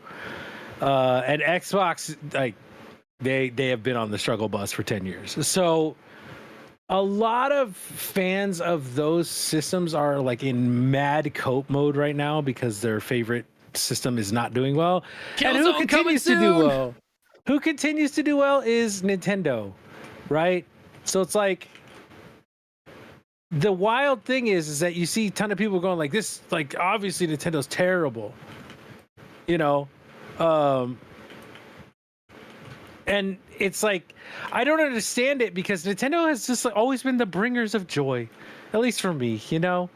I don't know about you guys, but like I just enjoy Nintendo and their products, and they make good games. And that's like really the biggest thing. And the other thing is they were smart enough to realize, hey, maybe we shouldn't get involved in this graphics arms race because it costs a ton of money. But yeah, Mario pulls, like you said, Talon. Mario sells. There's no question. Like Mario Odyssey has sold what, like 25, 30 million copies. Mario Kart has sold tons of copies. Mario RPG, which has always been like a really niche game, that sold like 3.5 million copies almost. I always have to remind people, okay? Mario Kart 8 Deluxe, right? We have not seen a new Mario Kart game since the Wii U, right? Mario Kart 8 Deluxe is sitting at a lovely 62 million copies sold. Just gonna put that out there right there, right? They went like 3 to 4 years of no DLC, no updates, no nothing. We finally got those map packs over the last couple of years, and that game still sells like hotcakes. Animal Crossing, 45 million. Super Smash Bros. Ultimate, 34 million. Breath of the Wild is at a nice 32 million right there. Super Mario Odyssey is at 28. Like, the numbers are right there, folks. I mean, heck, even a quote-unquote mediocre, shocking 7 out of 10. 7 out of 10s aren't real. They can't be good games. Mario versus Donkey Kong is sitting at a nice 1 million plus sales right there. Like, is that the new one that just came out? That's the new one. That is the new one that just came out. This game came out in, let's see here. Where am I not seeing when it came out? Back in February. Yeah, I was going to say it was early this year. Because I remember it being part of the thing last year, right? Yep. They were like, oh. Yep. And everyone was like, who wants that? What? It's like, well apparently 1,121,000 people wanted that game. And you know what? That game probably cost Nintendo like $25-30 million to make, and they probably made at most. That's like the B team, right? That's kind of in the line of like, because we've always said before, and a lot of people say as well, you know, games like Metroid and Kirby, right? They're kind of like the B team, right? They sell really well, they're really fun games, but they're not the Mario, the normal Mario, I should say, like the 2D Mario or 3D Mario. They're not the Legend of Zelda, like they're not the Pokemon, which I know technically Pokemon isn't made by Nintendo, but Pokemon is only on Nintendo, so you can kind of count it. But regardless, they're kind of like the B team, and they're out here making million, no problem. Like, again, this game came out in February. It's August. Yeah, it hit 1 million, no problem, for their B team, and it cost them almost nothing to make. That's extra revenue right there in their pocket. I mean, heck, Nintendo last year, if I remember correctly, they released one of their games, like they pushed it ahead of schedule to release, if I remember correctly. Yeah, right? They did. I forget what game it was, but they absolutely did. I think it was that word. Was it Xenoblade? It might have been Xenoblade, if I remember correctly. It might have been Xenoblade. Right. It was something where they were just like, oh, you know what? This is actually done early, so yeah, I mean, and I love this one right here, like Kirby's Return to Dreamland Deluxe, 1.8. Like, everyone always looks at Kirby as like this childish little game, and I mean, it's Sakurai's. I believe that's the creator of Kirby. Yeah, Sakurai. Yeah, Sakurai, right? The guy who does Smash Brothers, right? Smash Brothers is his baby. Kirby was his first baby, and Kirby still pulls in 1.8 million copies sold, no problem. Yeah, because Kirby's just great. It's like it's a family-friendly thing. It's a family-friendly, just fun. I mean, heck, Kirby and the Forgotten Land, which is an older one, 7.5 million copies. Last I checked on that one was sitting at like 3 million, I think, or something like that. That's wild. Just jumps an extra 4 million. Yeah, just like nothing, right? Yeah, no biggie, right? Yeah. And you have to remember, Nintendo games rarely go on sale. On sale. That's the other thing too with Nintendo as just a console maker, right? That a lot of people don't understand is that you see the Switch, you see the numbers, and you see like everything that they've done for just that console, and people are going like, oh, they're not going to make it, they're not going to outsell PS2, they're not even going to beat the DS. And like, one of the biggest things that people don't think about is that they've never had a discount on it yet, a widespread discount. And if they came out and were like, hey, Switch 2 is out, but the Switch OLED is going to be $249 now, or if they really wanted to, they could just make $229. Right. And what's the other one? The Switch Lite, like they go, Switch Lite is going to now be $149. Like well, that, I guess I'm gonna be that's seeing more easily- Switch lights on the train going to work every day. Like, Yeah, 100%. and like when you say, like, and I know some people are gonna see comments about like, oh, it's not selling as well as Tears of the Kingdom. First off, you really expected something like Thousand Year Door to sell as well as Tears of the Kingdom?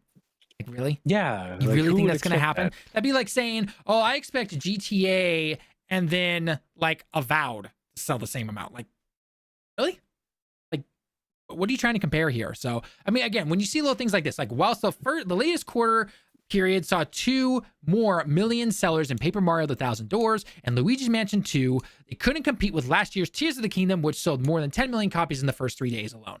Okay, first off, you're trying to compare Tears of the Kingdom versus 2, we'll call them B tier games, essentially, right? Yeah. Second, it's the end of the Switch's life. We're coming up on the last couple years of the Switch's life.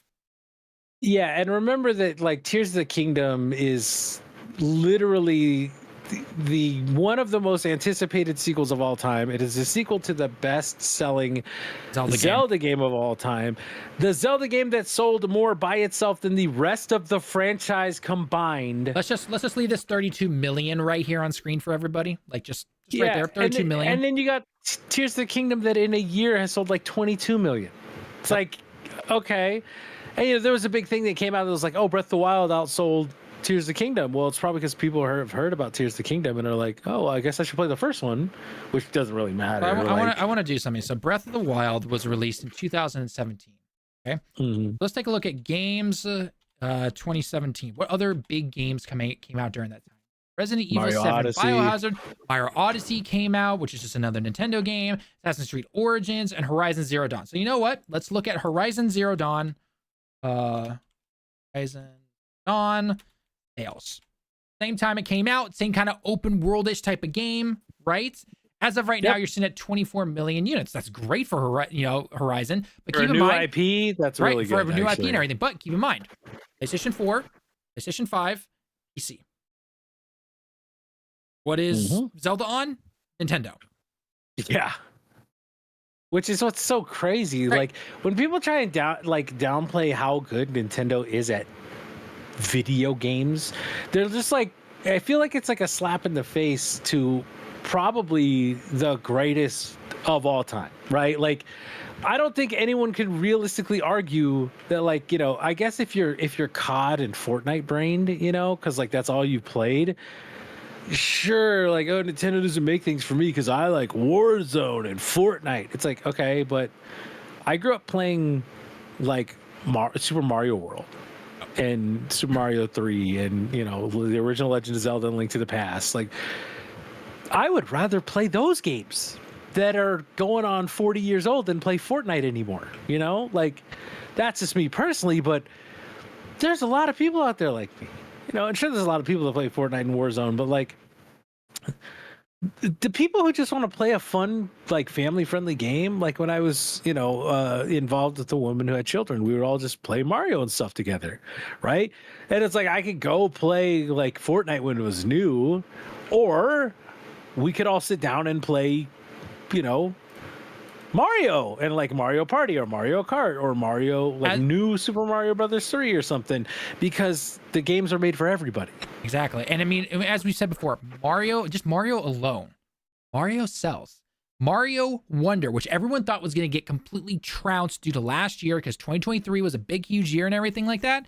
Let's see where Mario Wonder is sitting right now. Oh, look at that. 13.4 million copies sold in less than a year. I'm pretty sure a lot of publishers and big companies would love to have those type of numbers by now. Oh yeah, I'm sure saying. Sony would love to see that on every game, you know. Right, exactly. And keep in mind, Mario Wonder probably costs like I would, if I had to venture a guess, I'd say Mario Wonder at the most costs 70 million to make, probably. Yeah, just taking a wild guess. Obviously, we don't have the books. No, like we don't know. The only reason anyone ever knows prices about particular games is because someone gets hacked or something like that, unfortunately, right? But yeah, I guarantee you, it costs way less than a majority of the games being made in the last few years. Like I'm just gonna say that. So that is, I mean, heck, if we even try to look up Mario Wonder, Super Mario Wonder budget, I doubt we find it. I doubt we find it. But just to be at an ample budget. Apparently it was 100. No, at an ample budget and no development deadline. Like, yeah. Oh yeah, it's a mainline Mario game. They're going to give it all the time that they possibly want and everything like that, right? And I'm sure the Mario movie obviously helped, maybe with some finances and everything, because Mario movie did amazing. I'm pretty sure it hit $1 billion. Yeah, but yeah, like anytime I see these things, it's like, first off, no duh. Sales are going to start coming down on the Switch because, again, everyone has one. We're about to enter into the next Switch, the next console lifespan. That's totally normal, right? But again, yep. Got this list right here, guys. Like, yeah, I'm leave it up here. That's, editors just put like, some tune behind it and be like, look at it. And then like nothing else needs to be said. Look at it. Nothing else needs to be said here. And if you ever find someone just like is trying to downplay how good Nintendo stuff can be, because you get to remember, us here at Direct Gaming, we play all games. PC, Xbox, PlayStation, Nintendo. We play them all. We play them all. But if anytime I ever see someone try to downplay Nintendo, I'm just like, really? You're gonna downplay that? I gotta say, like, Nintendo's been doing it longer and better than everybody, and they will continue to do so because they know how the industry works, and they know, like, you think any other company could have survived after the Wii U? No other company would have survived. They learned from the Wii U. That's the thing, right? Because I know there's gonna be a comment saying, "Well, the Wii U." It's like, yeah, Wii U was terrible. We know that. They learned from it, and look where they are now. Yep. Best years. Like, there's literally, the Switch is literally their best years right now. Like, record profits, the whole 9 yards. Like, yeah. Just saying. Like, right there. That's it. That's where I'm ending the video. There you go. That's where I'm ending it. Just right there. Boom. Do you have any other major topics? The only other one I thought of doing would be the Bungie stuff if we want to do an update. But if you need to get to bed, go ahead. Yeah, I may do that because it's getting pretty late. Okay. Plus, I don't know. Whenever I read the Bungie stuff, I'm just like, it's honestly like, it drains me. It's depressing. It's just sad. Depressing. I'll leave it for later. Either we don't cover it or we'll cover it later. I don't. Yeah. Speaking of Bungie, the video we did have is pushing well. Yeah, it's 850 now. All right, so it's pushing well. Yeah, so it started pushing after I changed the title. I am gonna make a short on this later on though. The Darksiders. I'm like, come on, give me something good. Yeah. I hope it's the original. Like, I love the original. The original Darksiders is great. Darksiders 2 is amazing. Like, play it. Like, do that as a 1-2 remake. You know how they did with like a bunch of the other games. Oh yeah. Which is like, oh, here's the first 2 installments. You know. All I'm hoping for now is we get a direct in September and they really send the Switch off with a bang by going, oh yeah, by the way, Metroid Prime 2 and 3 remastered are going to be out, and Twilight Princess and Wind Waker for Switch are coming. Can you not buy Darksiders anymore on Steam? Oh no, you can. Yeah, it's $5. It's $5. Yeah, but it's right broken on PC. Okay. I don't know about Darksiders 2. Darksiders 2, I can vouch for it. Plays perfectly well on PC. I have it. Okay. I play it. Yeah, you can do it. Darksiders 3 is not the greatest game. It definitely has some issues. Yeah, that's what I heard. And then Darksiders, the top-down game, Genesis right here. Very fun game. Very fun game. Absolutely 100% recommend it. And again, look at these prices. You know what? If we even wanted to, let's go PlayStation 4. I like PlayStation. I like playing certain games on controller on PlayStation.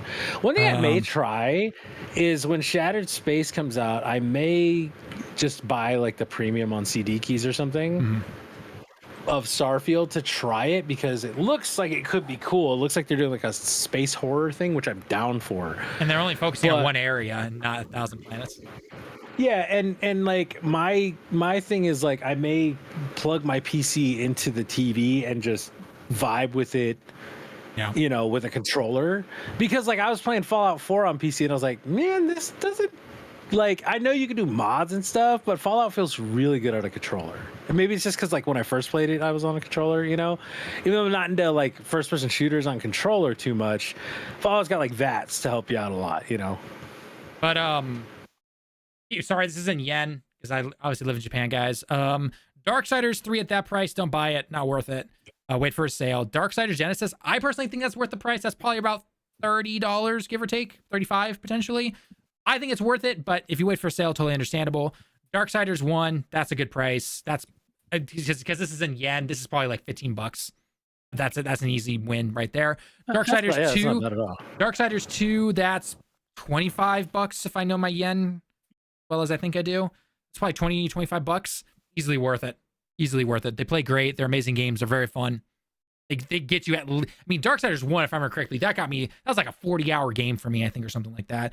Darksiders, yeah, if you're doing everything in it, yeah. Darksiders 2, I think I hit like 60 or 70 hours into it. So you know what I'd love to see, and this is my copium of something that I'm holding out for forever, is a remake of the Saboteur. Oh, here, actually, this is honestly what you should go with. This is Darksiders Furious Collection War and Death. This is all 3 games for $40. Not bad. That's a good deal. I'd buy that. That's not bad. I mean, I might check it on the Steam Deck. Yeah. You know. I mean, heck, I'm pretty sure you can get Darksiders 2 on the Switch if I remember correctly. Yeah, I think you can. Darksiders Switch. Yep, you can get Darksiders Genesis, Darksiders 2, Darksiders 3. Yep, you can get them all. That's pretty sweet. How much are they on there? A little more expensive on the Switch than they were on PlayStation, but again, that's everything. That's how Nintendo makes money. So, yeah. Darksiders 2 Definitive Edition is $8 on Steam. There you go, right there. That's easily worth it, in my opinion. That is. Don't I have Darksiders PC? I have that, right? Maybe. No. Where did I play that? But it was so broken. Oh, do I have it on Epic? You might have it on Epic. Yeah, you might have it there. Yeah, I think they gave it away. So, regardless, great time. Go play it, guys. You're missing out. So I still got to play the Alan Wake 2 DLC. Like, there you go. That's something that I need to get to. I think with that, everyone, though, I'm going to end the stream there. Damn, we streamed for 3 hours. Not bad. How long? 3 hours. 3 hours? Yeah, not too bad. Oh, yeah, I have Darksiders 1 and 2 on Epic. Yeah, I can play it on the Steam Deck. Play them. All right, guys. Well, thank you so much for joining us here in the live stream. As always, I'll be live in probably the next couple of days because I got the house to myself for the next 3 days because the wife's out. So lots of content to make, lots of edits, and a lot of fun stuff. So, but anyway, thank you so much for joining us here live on both Twitch and YouTube. But make sure you hit that follow button or the sub button if you happen to be new to the channel. Check out Direct Gaming, our main channel. Lots of fun, lots of guides and fun discussions and reviews and all that kind of fun stuff. And thank you again, Bobby, for always joining me when you can. And until next time, everyone, we'll see you all in the next one. Bye.